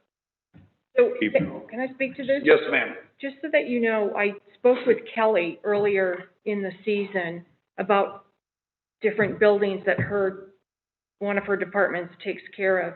And I suggested that she do a warrant article, even if it was just $1,000, something to put into an existing capital reserve have it for the unknown. And that's probably why this is here, so. Okay, well, I'm not upset with her for bringing it up. It's just that I have more people that come to me and say, what are you gonna do with Phil? I've explained it, we can't do anything with it. There's nothing we can do about it. Yes, Virgil, you're right. It's a building that the town still has to maintain. And, $1,000 in the account. If we don't use it, we don't use it. That's cheap in case something goes wrong up there or something. But there's $8,000 in there now. No, that's in probate court. We're still waiting. That's in probate, yeah. nothing can be done with it. 17. Yeah, okay. 17. Somebody let Yeah. Mr. St. Cyr know that from the town attorney. And in probate. Okay. That's why he still has to. He knows that. He and I talk about this like every other month. Okay, thank you. All right, gentlemen, on Article P, the motion made and second to approve Article P as submitted for $1,000. Is there any further discussion? Mr. Berger, you changed my vote on this, so just to let you know. Oh, thank you. A whole more, Mr. Holt. Yes. Mr. Rochelle. Yes. Mr. Whitman. Yes. Mr. McDonald. Yes. Mr. Wentworth, yes. Vote in affirmative. You are now at 164, Mr. Virgil. And I, Is this one part of? Yes, ma'am. So I'm getting text messages from different people, different department heads, Yeah. and if I might be allowed to back up for a couple of warrant articles, or some answers to some things that were said and questions and everything. Already. If not, that's fine. Basically approves them except for Jones's Field. Yeah. So I did have, comments, in regards to Article O, Jones's Field, about money needed for concrete for the dugouts. It's already done. No, dugout's not done. It's supposed to stay as. Pillars, just the pillars are in. That's from the highway manager. And backing up even more to Article N, the Alton Bay Community Center property, which Virgil spoke up and said that CIP wanted to change them all together. I did get a text from the chairman of the budget committee, and they did discuss changing that. And they suggested it to Kelly. She was not in favor of combining all of the buildings into one fund, so they have dismissed that thought. You're in the loop. Okay, well, thank you for their thoughts. The concrete. Allow Mr. Roberts to come in, please. And gentlemen, I'm just going to entertain the idea for Jones's Field back to O for Mr. Roberts, because he did. Back to Mr. Roberts. Yes, sir. Okay, well, you heard a discussion on Jones's Field. You heard my reasoning. Right, and I'm pretty sure that the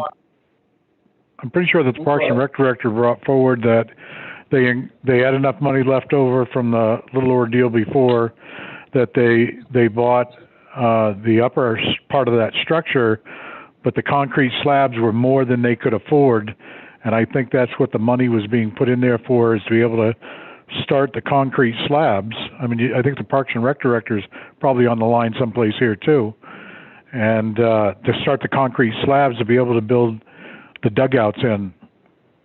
And there were supposed to be 4, and I think 10,000 covered 2 of them, and then the other 10,000 next year maybe to cover the other 2. So they're not gonna use the pillars?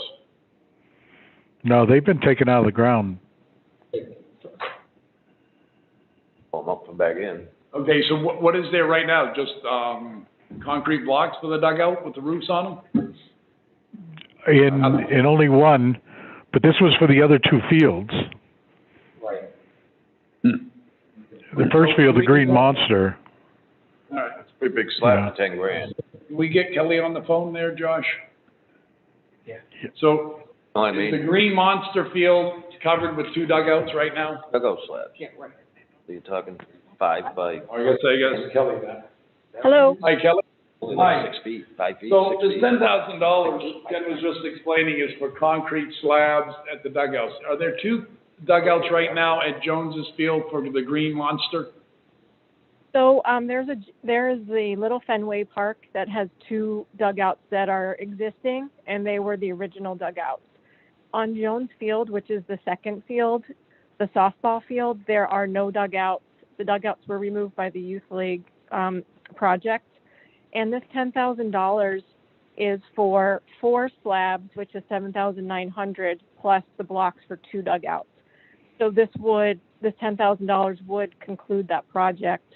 The town did purchase in 2019 concrete blocks for 2 structures and the roof material for 4 structures. So there's 2 dugouts per field, and there's 2 fields on the backside. So we're missing 4 dugouts in that Youth League project that we're still trying to finish and repair. We asked Carroll Concrete or any of them if they'd be willing to donate. I did not ask for donations for the concrete slabs. They're approximately $2,000 each.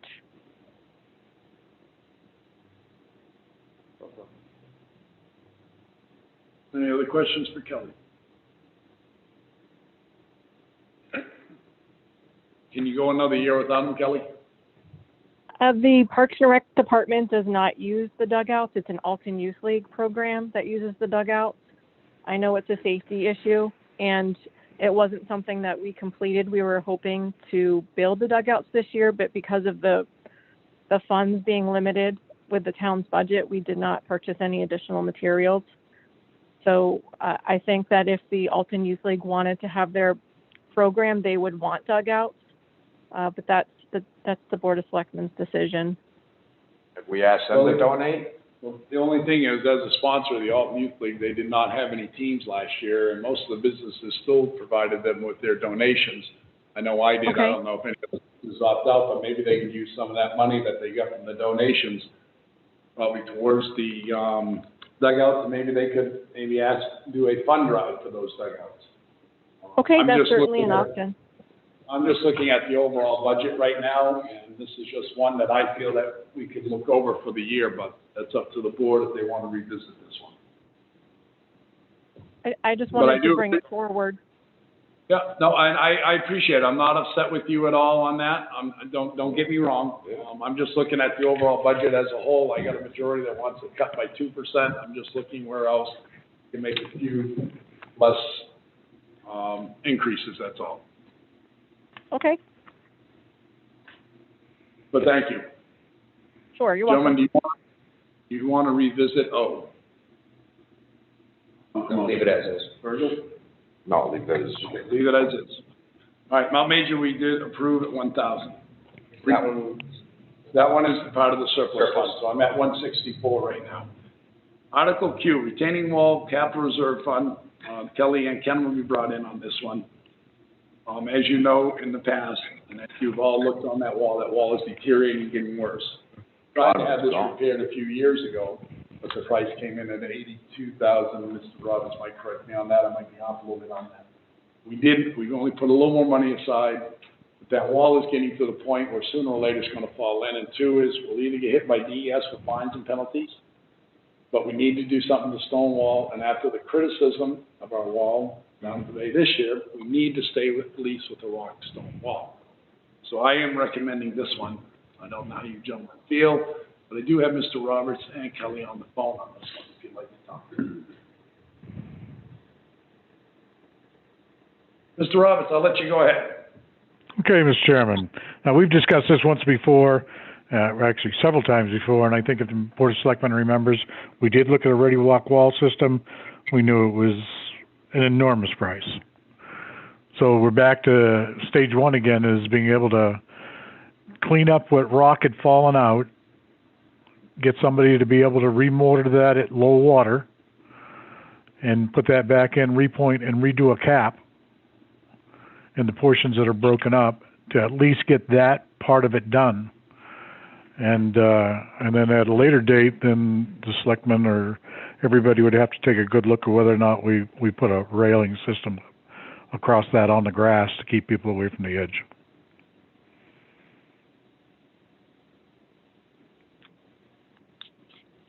Kelly, would you like to add anything into this? No, I think it is a maintenance issue. I think the wall is a attractive part of the town, and it would be nice to keep it the way it is. And I think that the minimal maintenance, as highway manager suggested, replacing the rocks, filling in the missing pieces, mortaring, and the cap would be the minimum that the town should do. Thank you. So that $75,000 does not have anything to do with any railing of any kind. No, sir. Right now, it's just for the stone Just repair. for the If stone there was and money left for a railing, then we could look at it and take this, but that money could be used to fix up any part of that wall. Yeah, I think you use it all, just put rock back in, base down there. So gentlemen, if you don't mind this one, if somebody will move Article Q as submitted. So moved. Second. Motion made by Paul Rochelle to approve Article Q as submitted for $75,000 for retaining wall capital reserve fund. Second by Mr. McDonald. Any further discussion? I'll poll the board. Mr. McDonald? Yes. Mr. Whitman? Yes. Mr. Rochelle? Yes. Mr. Holt? Yes. Both affirmative. Gentlemen, that's another one I'm adding to the surplus fund. Right now, that gives you a balance of $239. Yes, ma'am. Okay. Well, you can read it to the whole group, if you All right. like. Am I off on my numbers? So just so that the board is aware, this is from Laura Parker. if you fund warrant articles that you do every year with the unassigned fund balance, it will be the same effect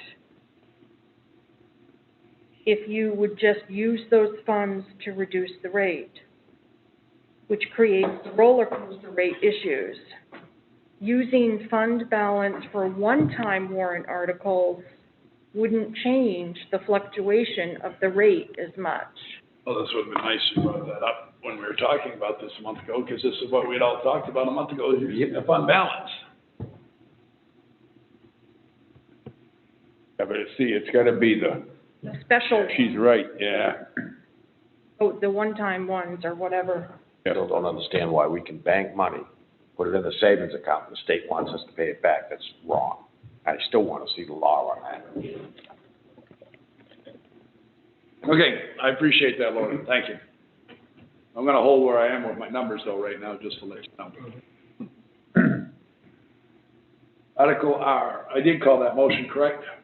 Yes. Article two. Article R, Gilman Museum Building and Property Capital Reserve Fund. See if the town vote and establish the Gilman Museum Building and Property Capital Reserve Fund under the provision RSA for the purpose of maintaining and improving the Gilman Museum building and property, and to raise and appropriate the amount of $10,000 to be placed into this fund, further to be named as the Board of Selectmen as agents to expend. So this would be a new fund. Is there any money in the Gilman Museum account now at all? There is, I don't know how much The is in trustees the of the trust. trust fund holds that, correct? Yeah. Yeah, last time, like, And, 1,000 in there. and I think that one, the principal and the interest can be used, not just Yes, and that was the problem. That's why we, dwindled down, so. right, she dwindled it right down. We had to kind of take it offline and try to get it to rebuild itself. Yeah.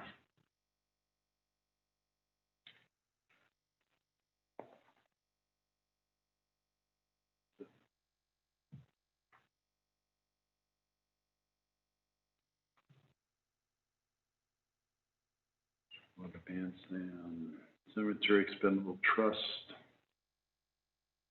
No, that's only what was current in budget, doesn't show. So this is to establish, Right, but if there's already money in the account for the Gilman Museum, why would we establish a trust? right, I mean, the trustees of the trust funds already hold money for the Gilman Museum, Right. correct? yes. So I can't understand establishing another trust. Is Kelly on the line still? Hi, Kelly? Hello? Hi, is there anything special at the Gilman Museum you're looking to do next year? No, I was asked to submit a warrant article for each town building. So that's why this was brought forward. This would be establishing a new capital reserve fund for just maintenance of the property in the building. So For this could be example, oh, go ahead. No, so this could be held off until next year, until we really find out about what's in the Gilman Fund and establish something next year. Could this be put off though a year without hurting you? This is not a property that the park or the grounds and maintenance department has in their budget.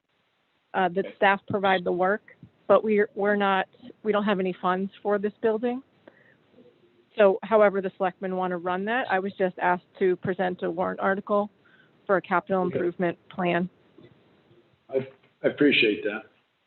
Okay, Thank you. you're welcome. Thought we had a budget, we had money, was it $500 or $1,000 we approved for the Gilman Museum? For the building? Yeah. 500, yeah. Gentlemen, I'd like to see Article R held out until we realize what's going on here, and then I don't want to establish two accounts for the Gilman Museum. At least that's my feeling. I don't know how your feelings are. Yeah. Remove the article. Okay, gentlemen, your census agree with moving the Article R? Yeah. Yep. Article R will be removed. Article S, Police Detail Revolving Fund. See if the town vote and raise and appropriate the sum of $25,000 to be added to the Police Detail Revolving Fund for August 2016 as amended in 2018. Said funds to be added to this fund came from the sale of the police Humvee. which has been deposited into the general fund, awaiting transfer of the police detail revolving fund in accordance with instruction from DRA, the sum to come from an unassigned fund balance. There will be no funds raised for general taxation. This will not affect the tax rate. We talked about this earlier. We said we would support it. So if you gentlemen agree with Article S, because that will have no bearing on the tax rate or surplus fund. No, but that Humvee was the taxpayer's money. You mean when it was purchased? When it was purchased, when it was repaired, every time it went to the garage, it was taxpayers' money that paid for that thing. Chief, are you on the phone?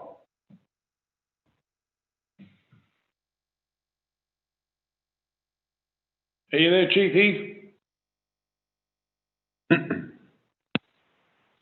Mr. Chairman, can you hear me? Yes. Yes, sir, I can hear you. So I don't know if you heard Virgil's statement, and if you'd like to respond to that. Yes, I'd just like to remind you that the entire vehicle came from the military. There was, and I do agree with parts of Virgil's statement, is there was money expended for the repairs that were in conjunction to the grant that we received to match that. But still, we were nowhere near the money that we put into the vehicle was far less than $7,000 in regards to comparison to the $25,000 sale price. The vehicle itself as a whole, we received, it did not cost us any money, and the original outfitting did not cost any money. It was all done through used equipment that was recovered and salvaged from other cruisers. Thank you, Chief. Gentlemen, if you like the way this motion presented, I would entertain a motion in a second. So moved. Second. Motion made by Mr. Whitman to approve Article S, as submitted, $25,000. Be put in the police detail revolving fund, seconded by Mr. Holt. Discussion. Being none, I'll poll the board. Mr. Holt. Yes. Mr. Rochelle. Yes. Mr. Whitman. Yes. Mr. McDonald. No. Mr. Wentworth, yes. Votes affirmative, 4-1. I will add the $25,000 that, even though I know it's not coming from taxation, but it will be coming out of the surplus fund. Article T, traffic safety devices. See if town vote and raise appropriate sum of $100,650 for the purpose of purchasing 12 solar-powered rectangular rapid flashing beacon pedestrian crossing signs, signals, and 1 solar-powered driver feedback speed sign to be used as permanent traffic and pedestrian safety measures throughout Main Street and the Bay Area. Gentlemen, if you like this motion as written, I'd entertain a motion and a second for discussion. Laura says this would be perfect for the fund balance usage. Yep. The one-time thing. Motion made by Mr. Rochelle. Do I have a second? I'll second that. Second by Mr. Holt. Discussion. My only discussion is, yes, it'd probably be perfect now that she has clarified that. But I was also looking to see if this could be done in 3 phases at $33,550 in the next 3 years. So you do parts of the town each year where it's needed instead of spending the $100,000. And I guess, and Laura's right. If I use these monies, as I was stating earlier, I spent the afternoon and yesterday going through these numbers. This would be the ideal thing, and then the thing could be done 100%. We'd have to go back with the others on the tax rolls, and that's fine.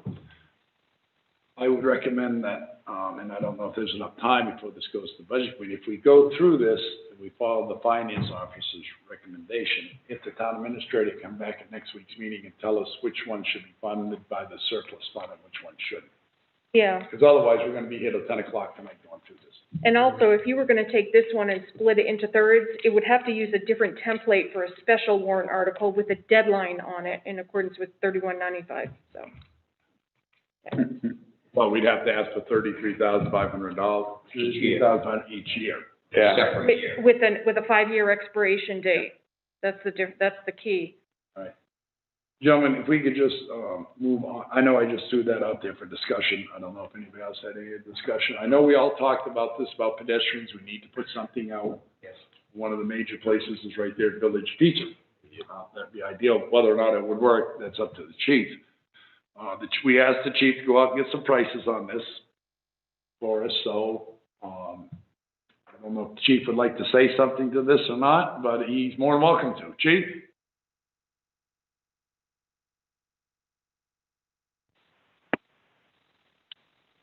Mr. Chairman, can you hear me? Yes, sir, I sure can. Yes. Sorry, Josh decided to mute me again, but that's okay. So in regards to this, I mean, I don't want to waste a lot of your time with justification. I mean, we all know that we've seen the pedestrian issues that we've had. We've had pedestrian strikes at the crosswalks. Every year we go through trying to maintain and upkeep these breakaway signs that are being, you know, constantly struck and hit.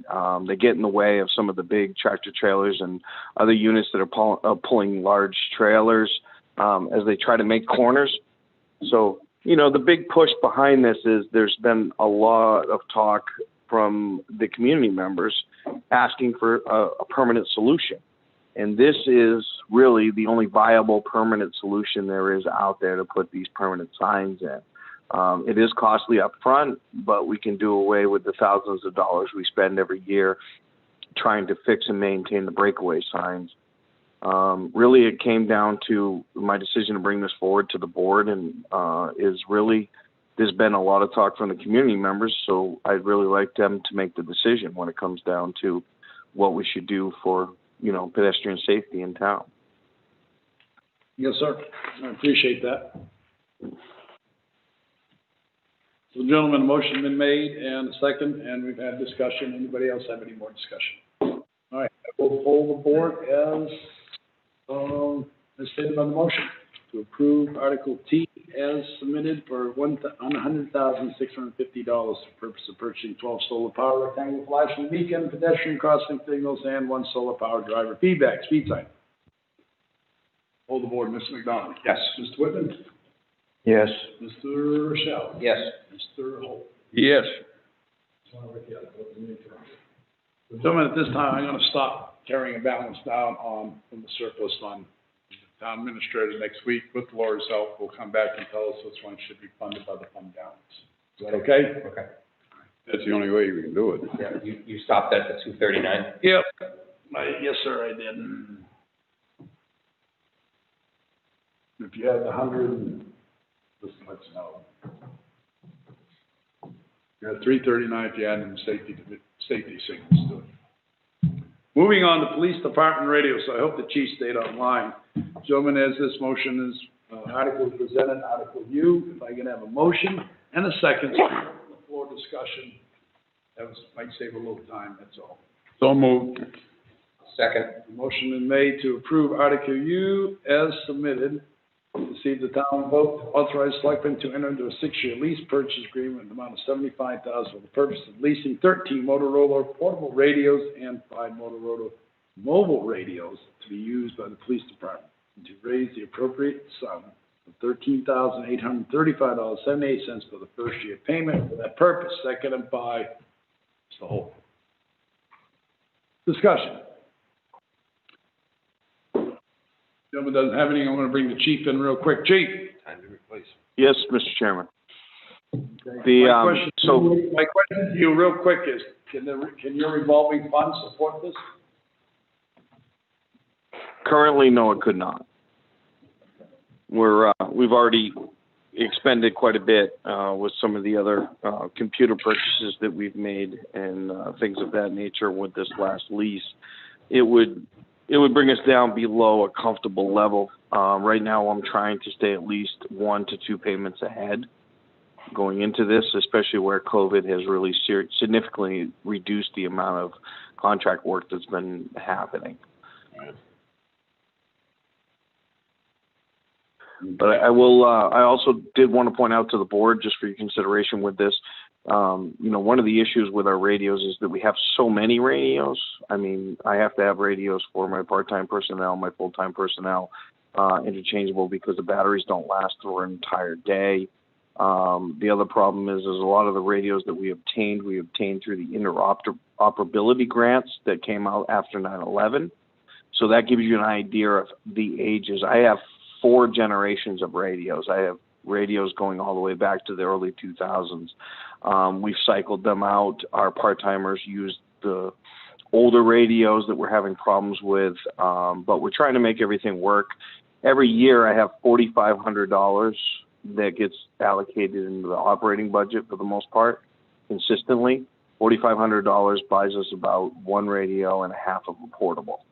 1 base unit, half of a portable. It's just, we have 23 radios and not to mention the 9 base units that we have, or 10 base units in the vehicles in our fleet.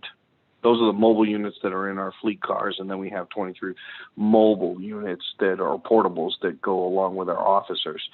And interchanging those, trying to replace those once a year, even if we can get 2 a year, it's just not a reasonable amount of number when you start carrying it out year after year. We've just fallen way behind, and it made more sense to do a lease purchase, take out the because that $4,500 can be taken out of the operating budget and added in to help offset the payment for the 6-year lease to be able to rectify a lot of these problems. We're running into the biggest problem we have now is we have several radio systems that are unsupported anymore. That means we can't allocate parts anymore. We can't get programming for them. So when they do die, we're going to be forced, no matter what, to either replace them or work without them. Great, thank you. Any other questions or concerns for the chief?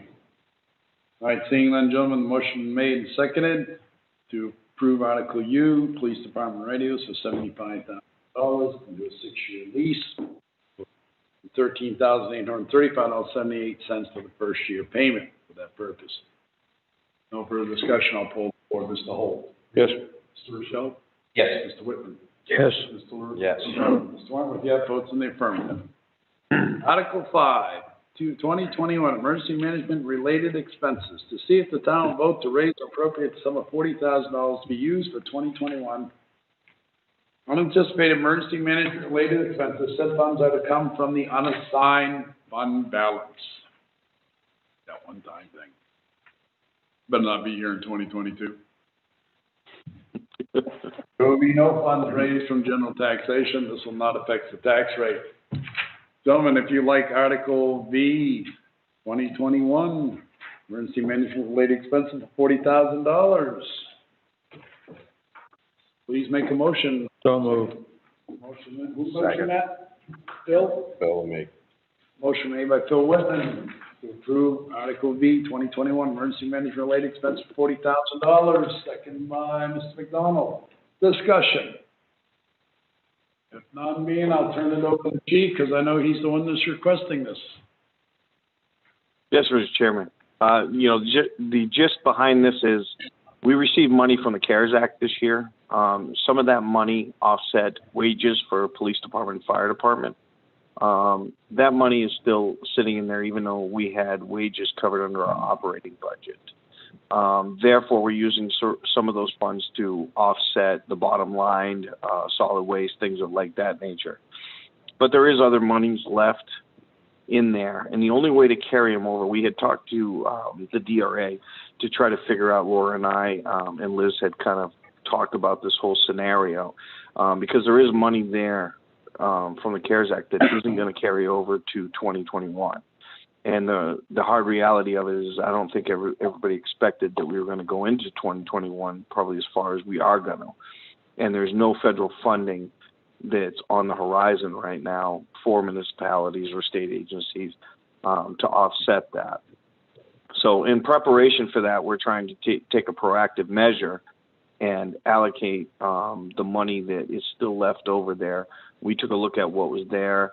This figure came out just not arbitrarily. It was based on still the cost of the greeter position out front to try to, because we had only anticipated keeping that on for, a few months or several months at least. We're now going on a year.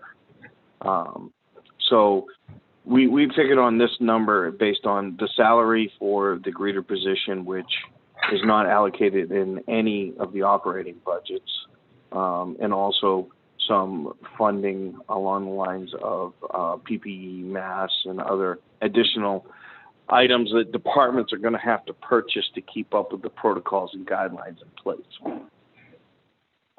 Chief, we don't vote till March. That's 3 months into 2021. They're gonna allow you to back this money up 3 months? What this is this month, what do you mean back the money up? As far as, if we expend any money that are COVID-related expenses from January, it automatically is retroactive from the March vote. If not, what's that? We can't allocate this now until March. So we're 3 months into 2021, and you're saying we can't carry this over to 2021. Right, what I'm saying is the money automatically goes into the general fund at that point in time. That's why I'm trying to take it out of the fund balance, because that money that is left over from this year that wasn't allocated for expenses or that we didn't use to offset revenues, there's more money in there than what we had to use this year.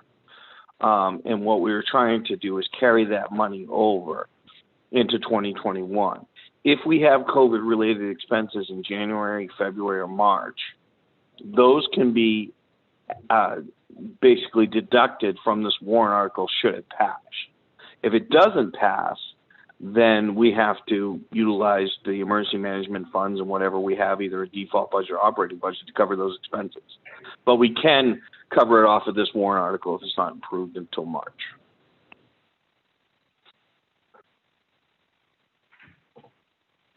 Any other questions or concerns for the chief? Being none, I'll move the question. Mr. Holt? Yes. Mr. Michelle? Yes. Mr. Whitman? Yes. Mr. McDonald? Yeah. Wentworth, yes, vote in affirmative. Thank you, chief. Thank you, Mr. Chairman. Moving on to Article W, Milfoil Cap Reserve Fund, to see a town vote and raise appropriate sum of $25,000 be added to the Milfoil Cap Reserve Fund as previously established 2010. Gentlemen, if you like the way this is written and approve of it, please make a motion and second. So moved. Are we getting worse milfoil? I thought we were ahead of it. We only did the one last year. We didn't do the two of them. We didn't do the injection of the root system. We only did the spraying of the herbicide. So each year, but we also talked about, going in more of the Bay Area this year, so. Yeah, but I thought they had money still in that account that we haven't used. Well, we also went out. 25 is a lot, because we were ahead of it on the lake. We went out to bid this year for a new company. New company. Yeah, because the old company is going out of business. Right. This has been there is a little money, but also, it also gets offset by state money involved. If Kelly's on the phone, I'll entertain a motion, I'll let her interject here and help me out a little. Hi, Kelly. So, Hi, we're talking about Article Double, Milfoil Capital Reserve. Virgil has a concern that we still need that much money, that we thought we had it under control. Can you help me out here a little? sure. So the milfoil account, I don't have it in front of me, but typically we have about $20,000 left at the end of the year, and that is largely from either money that wasn't spent or DES reimbursements. There was an issue with the cyanobacteria this year in the Mary Meeting River. So there were about 11 days or so of dash work that weren't completed in this year. So that's why that money wasn't spent. But it also depends on the survey that is completed by DES. They determine what is to be treated, and there's a chemical treatment, and then there's dash work, which is the diver assisted suction harvesting. And that's all determined by DES. And also the grant reimbursements are variable. So this year it was 40% reimbursement, but in the past, so in 2020 it was 40% reimbursement, but 2019 it was 25% of the grant. So it depends on various things. It depends on the survey results in the different bodies of water. It depends on the grant reimbursement that's being allotted in that year. And unfortunately this year the cyanobacteria was a factor because the dash work couldn't get completed as scheduled. So it costs approximately $40,000 per year for milfoil control, and that's an ongoing expense. And if it's not spent, it stays in the capital reserve fund. And also in the milfoil committee, they were looking at the town beach and addressing the weed vegetation issue, which they were told was about $5,000 for the permitting, and then the weeds to be removed. So that project was looking to come out of this milfoil capital reserve fund as well. Hi, Kelly. We Hi. missed it all. Oh, you did? No, actually, we just zoomed in. We actually got bumped offline while you sat there and talked, and I appreciate your whole presentation. Okay. Your whole presentation. It was very interesting, but can you do it over again? Okay. So I'll shorten it even more. So there's different variables with the milfoil capital reserve fund. So DES has a grant that they award the town, and in 2020 it was 40%. In 2019 it was 25%. So it depends on what the DES reimbursement is as to how much money will come back to the town. But it also depends, so money not spent this year, the cyanobacteria was an issue in the Merrymeeting River. So there was about 11 days of dash work that wasn't completed, and that was scheduled to be done. So that work wasn't completed because of a safety concern of the divers with the cyanobacteria. Also, other variables are the amount of milfoil in the lake and the river. And DES does a survey, and they pinpoint areas that need to be treated, and that is the treatment area is determined by DES. So these are all variables that make things different. So it's approximately $40,000 per year to treat for milfoil. Also, going forward for next year, the milfoil committee was looking at the town beach and the vegetation that's growing there, and they were told that the permit to apply for the removal of that vegetation was approximately $5,000. So that the milfoil committee was looking at cleaning up the town beach vegetation as well, and that they were looking to pay for that expense and that project out of the milfoil capital reserve fund. I thought that wasn't milfoil by the beach. It is. Right, it is not. Then we can't use this fund to clean up the town beach if it's not the milfoil. That's Well, that illegal. It depends on how the capital reserve fund was created, the wording that was used. I don't know, I haven't seen. Eradicate milfoil. It ain't milfoil, you can't go down and clean up a town beach. I know I haven't seen it, so. 30 years ago, I went down and dredged out the beach with the clamshell. Not milfoil, not what's coming up on the side of the beach, no.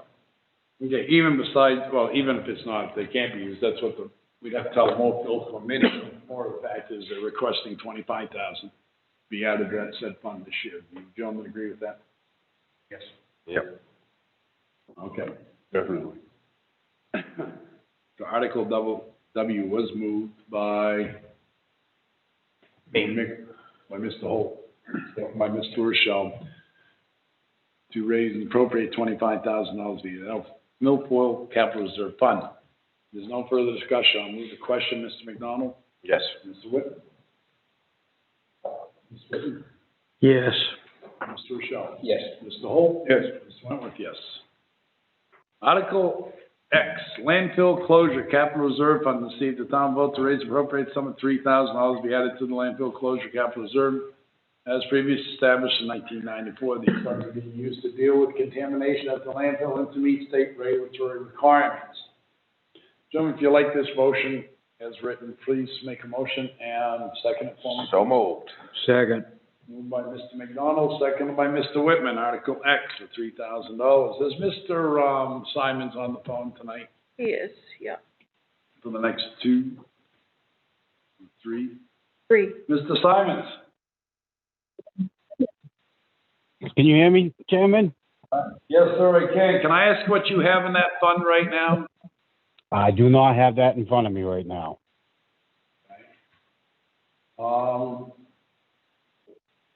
Do you feel we need to put the minimum amount of $3,000 in this fund, or could that pass for 1 year? I think it's about 40,000-ish, high 40s. Yeah, that Right sounds now, about correct. the town administrator believes you have around $40,000 in there. That sounds about correct. Can you go for $3,000? Yeah, we can do that. Okay. While I have you on the phone, I'm gonna discuss the next two articles. Gentlemen, Yep. I'm gonna take a consensus vote. Gentlemen, are you fine with removing Article X? For the solid waste manager's direct saying that he could do without 3,000. As long as we got it. Yeah. Mr. Holt? Yes, as long as he's, okay. Article X will be removed.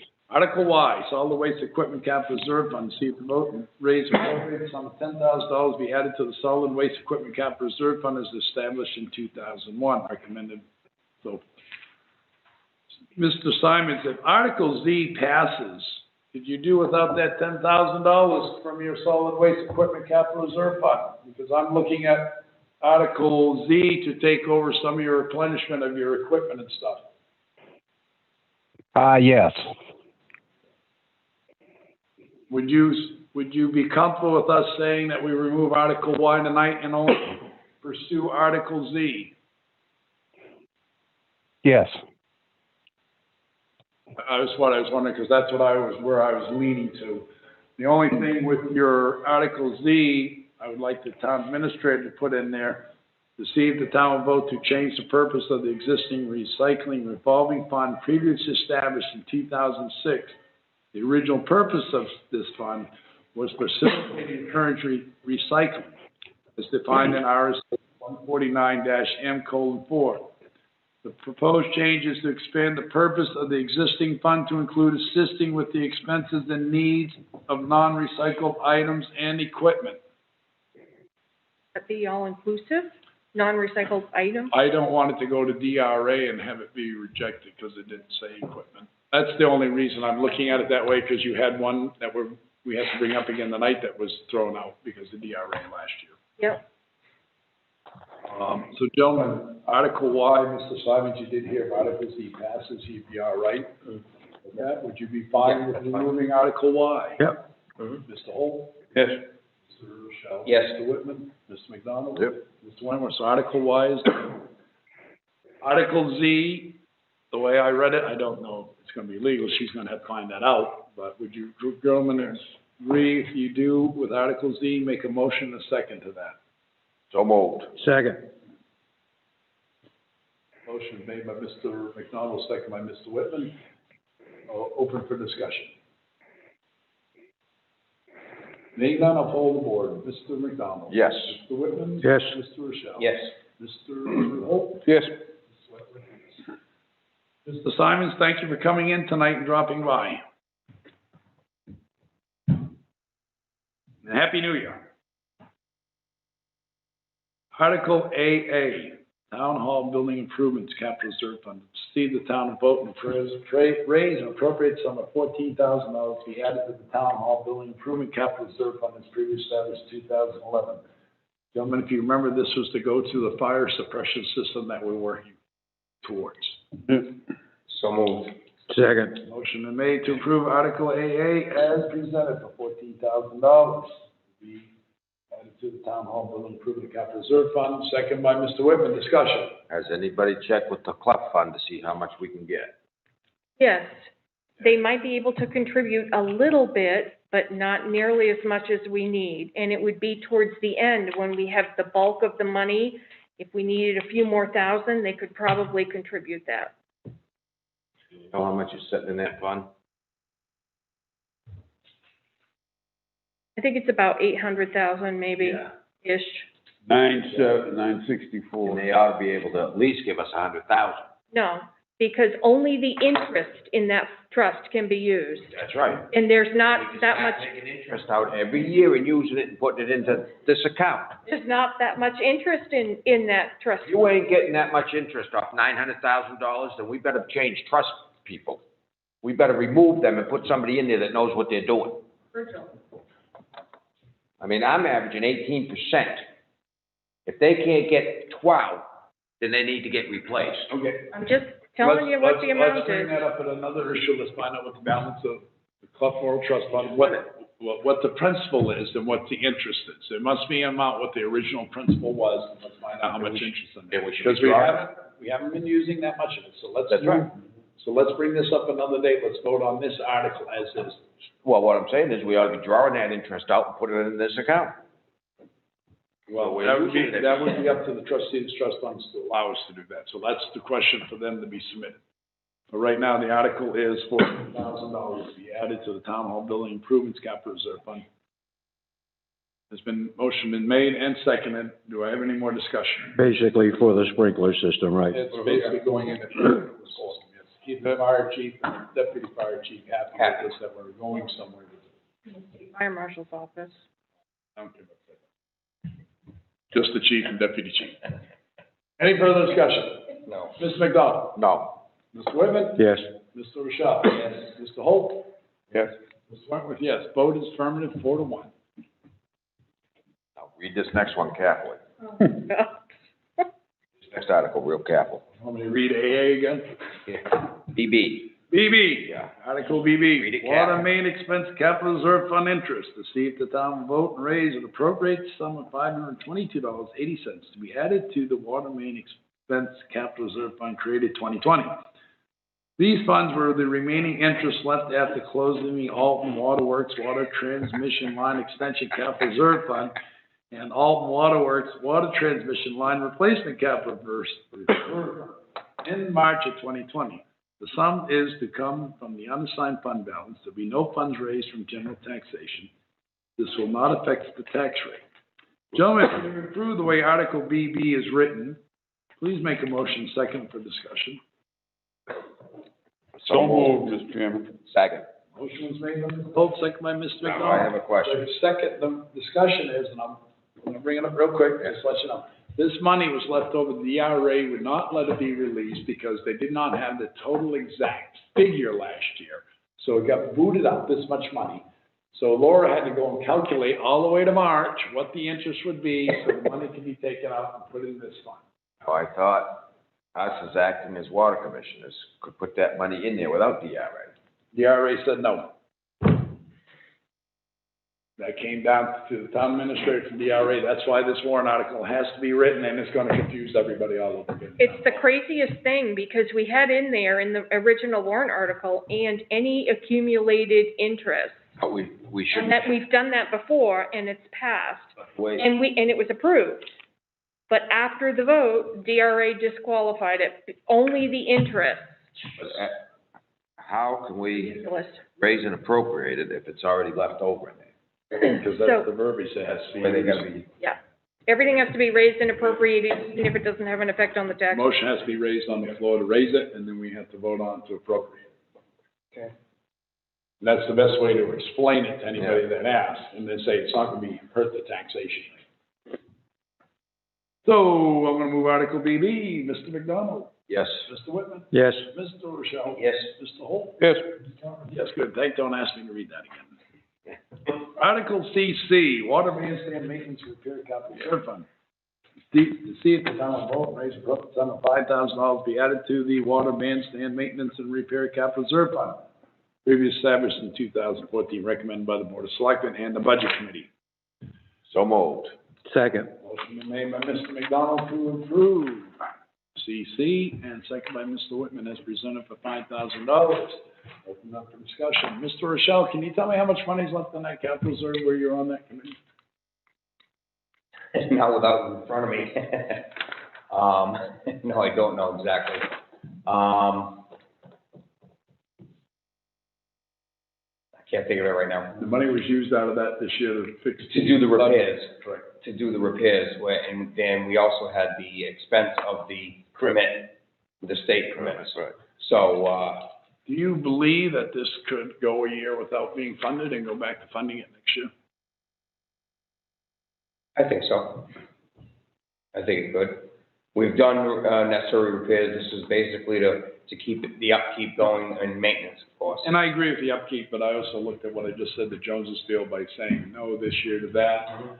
And you folks have done a marvelous job, don't get me wrong. And then last year you got the appropriation to finish leveling it, do some other repairs, and I'm just wondering if we could forego maybe putting any money in this year and wait till next year. I know it's only $5,000, but that's the way I'm leaning right now. Not to take away from what you folks have done, I I understand. I'm just looking towards future, events, but that's not for this anyway. This is for the maintenance and repair. I believe there's some money in the budget anyways for the water. Yes, there is. I think we could, Yeah, there's about 2,800, I believe. it's not much. 2,800 left in there. I was gonna say 3,000. To be honest with you, I was gonna say 3, No, that's nice that you know within the number anyways. but, I don't know how the rest of you gentlemen feel, but that's what I'm just looking at, that's all. Well, are we gonna go back through R and see if we can eliminate those? So all the capital reserves for the buildings. I understand that, but that's why I asked as we went along, and now we're just at this point, I'm still just looking at different areas. I didn't even have that one marked, I had that one okay in my book actually, but I was just looking what else. again, it's strictly maintenance issue. I see no issue with skipping this year and do it next year. I don't have an issue. You'll have my full support next year. Community center debate might not have it next year. Well, you got anything big they wanna do this year? Well, as long as the ice don't wipe out As long a as we crib. don't get hit Right, with ice. yeah, you don't wipe out a No, what crib. we've done, the only thing that we have every year, we repaint. Go out there and we clean, repaint, and if any boards need to be replaced. That's it, and we did all that last year. I'll tell you what, you don't have enough money to repaint, just come down and see me, I'll donate. I think we'll be all right. I think we'll be all right. Remember, and you put that in the record. And I've also bought some of the material too, so. I don't see a problem. Somehow that doesn't surprise me that you've done a lot of that. So Article CC, what's your pleasure, gentlemen? As long as Paul is sure that it's okay. Yeah, if you can live without it, no problem. I think we can live without it. Okay. So hopefully I don't get them shocked, because I didn't ask them to talk to the committee, I was asking them to talk to. I'm gonna get some feedback for sure. Yeah. I'll give you my shoulders to it. So the consensus is to remove it this year? Yeah. Article DD, Coffin Brook Road property sale. This is vote to see if the town authorized selectmen sell a parcel of town-owned land located on Coffin Brook, map 5, lot 43, known as Old Burn Dump. Said parcel be put on for public auction, sold to the highest bidder. Gentlemen, if you like this article, go ahead and make a motion. Second, if you don't like a motion, if you don't like this article, don't say a word, and I'll ask for consensus to take it off the rolls. Because I don't agree with it. Neither do I. I think there's gonna be different verbiage, and if we're gonna sell it, we're gonna have to be real careful. A dump is a dump, a landfill is a landfill, and that was a burn dump and a landfill. That was everything underneath the kitchen sink And went. it sits right there at the edge of Coffin Brook. We don't know what flows out of it, or goes into Coffin Brook, or helps with the phosphorus levels going into the Merrimack River. What do you think it's asking? You think it's asking Patrol to sell even with a waiver? I think even with the waiver, Full that anybody disclosure. could always come back and sue us, because anybody can sue for anything, even if you have disclosures. Whether or not the courts hear it, that's another thing. Right. But I just feel knowingly that we knew it was a burned up, and we know things were buried there. Why the town would even entertain the thought of selling it is beyond. Well, maybe you should think about a solar array on there and get 3 more streams of revenue coming in. I could have had a Coke. Who the heck would buy it?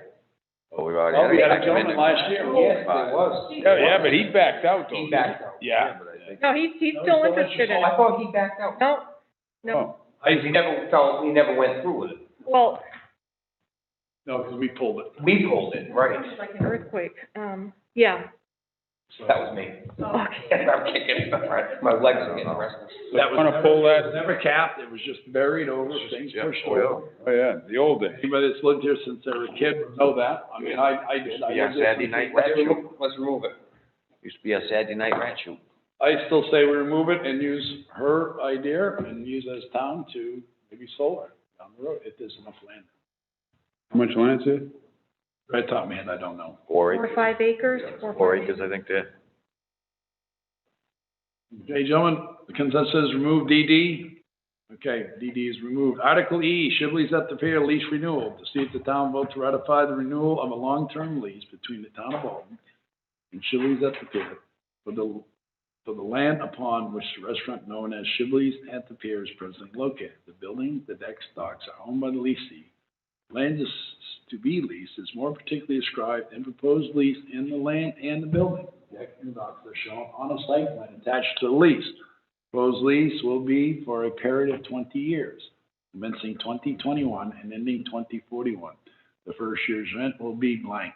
Annual rent increase each year, and thereafter starting in 2022, based on the annual increase of the Consumer Price Index as reported by the July Northeast CPI Consumer Price Index for each year starting in 2022. Each year's increase will never be less than 2% nor more than 5%. Copy of proposed lease and site plan are available for review at the town clerk's office. And I'm gonna stop there because see, we don't have a lease in front of me so I can review. I can't say to move forward with this. And we can't vote on this without a money attached. Yeah, I don't see how. We need Can't some sort recommend of. it. So this will have to be tabled. So gentlemen, we will table Article EE. Is that cool? Right? Well, it goes out like it is without our vote, right? No, it doesn't go up. Can't go to the budget committee this way because there's so many articles with it. We have no. It wouldn't go to the budget committee anyways. But it can still go out, we just can't vote on it without money attached to it. Right, and the town assessor will be coming up with a dollar amount for that, based on the new plot plan, the new area that would be Do we have time involved. Yeah, I think so. if we table this right now? Yeah, yep. So EE will be tabled. Article FF, Alton Community, these are, your next ones coming up are all nonprofits, gentlemen. Article FF, Alton Community Service Nonprofit, to raise and appropriate sum of $12,500 for the purpose of supporting Alton Community Service, which provides a food pantry and assistance programs for fuel, prescriptions, et cetera, et cetera. If you like this motion, please make a motion and put a second. So moved. Motion made to approve Article FF as submitted, Alton Community Services for $12,500, seconded by Paul Rochelle. Discussion. I'll hold the board. Mr. McDonald? Yes. Mr. Whitman? Yes. Mr. Rochelle? Yes. Mr. Holt? Definitely, yes. Mr. Wentworth, yes. Article G, American Red Cross nonprofits, vote to see if the town will vote appropriate sum of $2,000 for the purpose of supporting American Red Cross, which provides disaster relief shelters, basic household necessities, and counseling. If you like that, someone second that, please. So moved. Motion made by Mr. Wentworth to approve GG, American Red Cross for $2,000, second by Mr. McDonald. Discussion. Not uphold the board. Mr. Holt? No. Mr. Rochelle? Yes. Mr. Whitman? Yes. Mr. McDonald? Yes. Mr. Wentworth, yes. Sorry, Mr. Rochelle, I called you Mr. Lacrosse. I was thinking of Red Cross. Article HH, cap nonprofits, the town will vote and raise appropriate $10,000 for the purpose of supporting all community action program, which provides supplemental food, fuel, utility, and transportation meals on wheels, immunization assistance, and women, infants, and children food assistance program. If you like this motion as presented, someone second as I read it, please. So moved. Motion made by Root One to approve HA cap nonprofit for $10,000. Second by Mr. McDonald. Discussion. Being none, I'll pull the board. Mr. McDonald. Yes. Mr. Whitman. Yes. Mr. Rochelle. Yes. Mr. Holt. Yes. Mr. Wentworth, yes. Article II, caregivers of Southern Carroll County and vicinity nonprofits, the town vote and raise appropriate sum $2,500 for the purpose of supporting caregivers of Southern Carroll County and vicinity, including Alton, which provides free transportation, handicapped, elderly, and other residents needing assistance with all these services provided by volunteers. Somebody likes this article, would they please second my motion as read? So move. Motion is made Second. Motion was made by Joe Whitman, aye, and second by Paul Rochelle, as submitted, for caregivers of Southern Carroll County and vicinity nonprofit, sum of $2,500. Discussion. Being none, I'll poll the board. Mr. McDonald? Yes. Mr. Whitman? Yes. Mr. Rochelle? Yes. Mr. Holt? Yes. Mr. Wentworth, yes. Article JJ, CASA, nonprofit, to see See if the town will vote and raise appropriate sum of $500 for the purpose of supporting CASA, court-appointed special advocates, which provides advocacy for abuse and neglect of children. This is a special warrant article. So move. Motion made by Mr. Holt. Second. To move Article JJ, estimated for a CASA nonprofit, an amount of $500. Second, Mr. Rochelle. Discussion. Mr. McDonald. Yes. Mr. Whitman. Yes. Mr. Rochelle. Yes. Mr. Holt. Yes.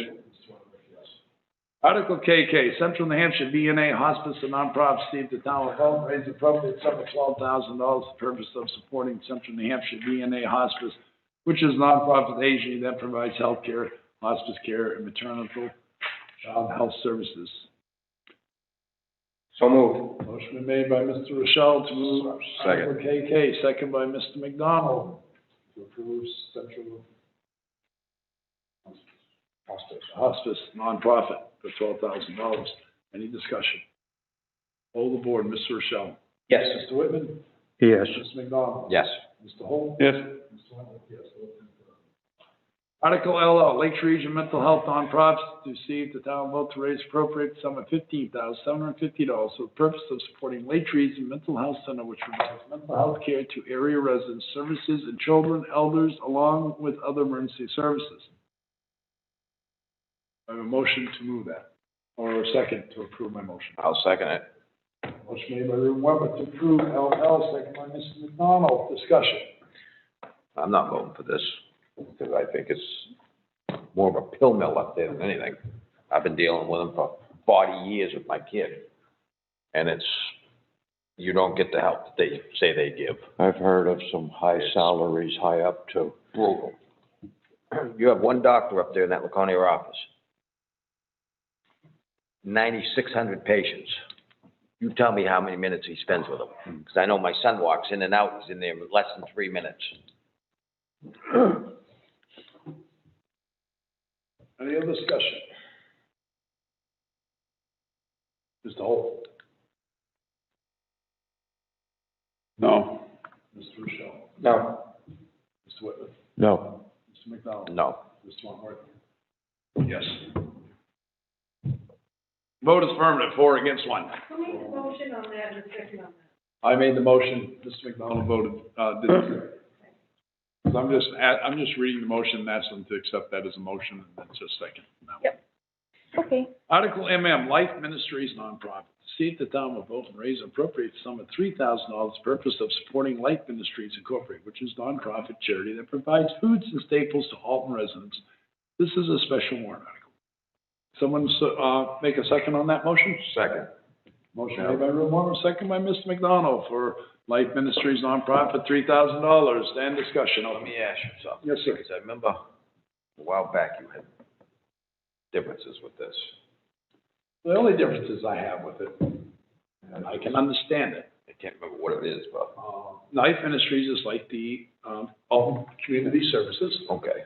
There's a lot of residents that will go to Life Ministries, which is up in Wolfboro, which is basically like their food pantry, because they're embarrassed to come to the town of Alton, or they don't like the policies of the town of Alton. Okay? I mean, it's community service in the food pantry, and I don't know how it's run now. I don't have a relative in there anymore. My mother ran it. Yep. But she had certain criteria. She had job. Well, some of them didn't like that criteria, so they left and went to Life Ministries or the Wolfboro Food Pantry because their goods are already bagged, and they also got milk cards at downtown Wolfboro at the grocery stores. They'll get like a gift card or like a shopping card. You get milk and eggs. So they go up. A lot of them go up there, and plus two, some just didn't like the policies that were followed down at the Alton Community Services. Life Ministry does very well for the $3,000. I know they have a lot of folks that go up there from Alton. I think we'd all be surprised. I'm on the fence with it because we offer so much here in Alton. And unfortunately, some folks' pride, in which we all done it, especially us being all men, our pride gets in the way every now and then. Oh, yeah. So I can understand why some folks would leave because of their pride. They don't want to be seen going to the Alton Community Services because of their pride. So I am still going to vote yes for this one. I don't know how about you guys. Okay. Up to you. Well, no, I think this time we need it right now. Mm-hmm. we need the help. No question. So at this time, I'll move Article M, on the board, Mr. McDonald. Yes. Mr. Whitman. Yes. Mr. Rochelle. Yes. Mr. Holt. Yes. Affirmative. Article NN, new beginning nonprofit, to see if the town will vote and raise appropriate sum of $1,575 for the purpose of supporting New Beginnings, which provides 24-hour crisis support for domestic sexual assault victims, operates a shelter, provides counseling. This is a special warrant article. Somebody likes that article as I read it, they can second it for me. Second. Motion made by Rule Webber to approve Article NN, second by Mr. McDonald for $1,575. Discussion. Being none, I'll pull the board. Mr. McDonald. Yes. Mr. Whitman. Yes. Mr. Rochelle. Yes. Mr. Holt. Yes. Mr. Wentworth, yes. Article 00, Waypoint Nonprofit. See if the town will vote and raise and appropriate the sum of $2,500 for purpose of supporting Waypoint, formerly known as Child and Family Services, New Hampshire. This is a special warrant article. You like that motion the way I read it? I'll entertain a second. Second. Motion made by Mr. Wentworth to approve Article 00 as submitted for Waypoint Nonprofit at $2,500, second by Mr. McDonald. Discussion. Being none, I'll pull the board. Mr. Holt. Yes. Mr. Rochelle. Yes. Mr. Whitman. Yes. Mr. McDonald. Yes. Mr. Wentworth, yes.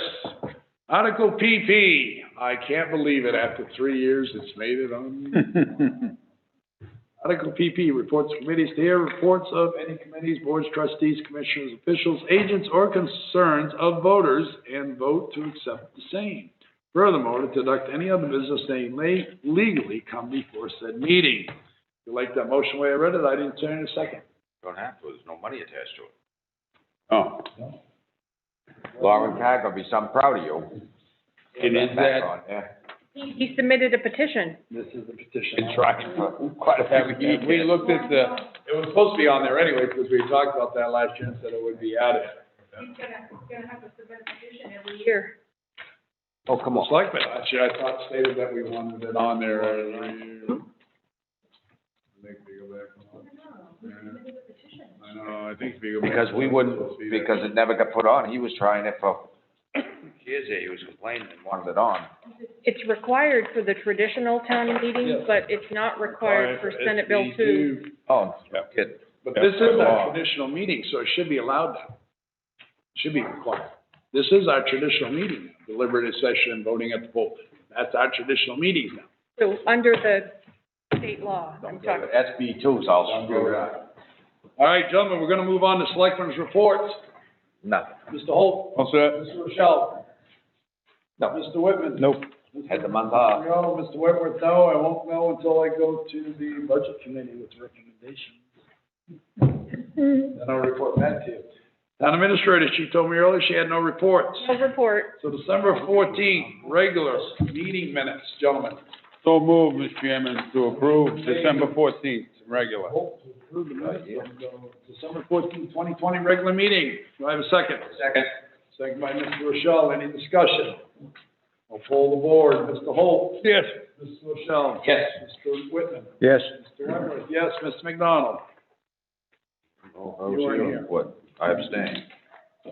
Motion carries 4-4, one abstention. Next, gentlemen, will be November 14th, 2020, non-public minutes. Move we accept December 14th, non-public minutes. Second. Second by Paul Rochelle. I will say that you gentlemen should say not to divulge number 1, number 2, and number 3. Am I correct with that, town administrator? Yes, you are. Release number 4. And release number 4. Is that part of it? Yeah, I'll amend that motion. It's either to just remake your motion, Mr. McDonald. We made, to approve the, December 14th, non-public, and what's the word I should use here? Not to divulge number Yeah. 1, Not to divulge 1, 2, and 3, but release number 4. but release number 4. Second? I second, retract my first second, and I'll go forward with my second. Any discussion? If not, a poll the board. Mr. Holt? Yes. Mr. Rochelle? Yes. Mr. Whitman? Yes. Mr. Wentworth? Yes. Mr. McDonald? Abstain. 4, 1 abstention. Consent agenda. Gentlemen, we have a couple items on the consent agenda. Assessing department land use items, elderly exemption, and land use change in taxes and warrants. Motion to approve the consent agenda is approved on December 28, 2020. So moved, Mr. Chairman. Motion is made by Mr. Wentworth to approve the consent agenda as established December 28, 2020 by Paul Rochelle, second by Mr. McDonald. Any discussion? Poll the board. Mr. McDonald? Yes. Mr. Whitman? Yes. Mr. Rochelle? Yes. Mr. Holt? Yes. Mr. Wentworth, yes. Votes in the affirmative. Discretionary action on requests for appointments. There being none, there is none tonight. Gentlemen, we do have one issue on non-public. Yeah. Underneath RSA 91-A:3, paragraph 2A. I have a motion to do that. And a second, that'd be great. So moved. Second. Motion made by Mr. McDonald to go in non-public session underneath RSA 91-A:3, paragraph 2A. Seconded by Bob. Whole bunch of us. Three of us said. I'll hold the board. Mr. Holt? Yes. Mr. Rochelle? Yes. Mr. Yes. Whitman? Yes. Mr. McDonald, Mr. Wentworth, yeah, votes affirmative. Folks, we are in non-public session at 9:31. We will come out and go into public session after that. Thank you. If you come back, join us at a little after 9:30. Happy New Year. 2021 be a much better year.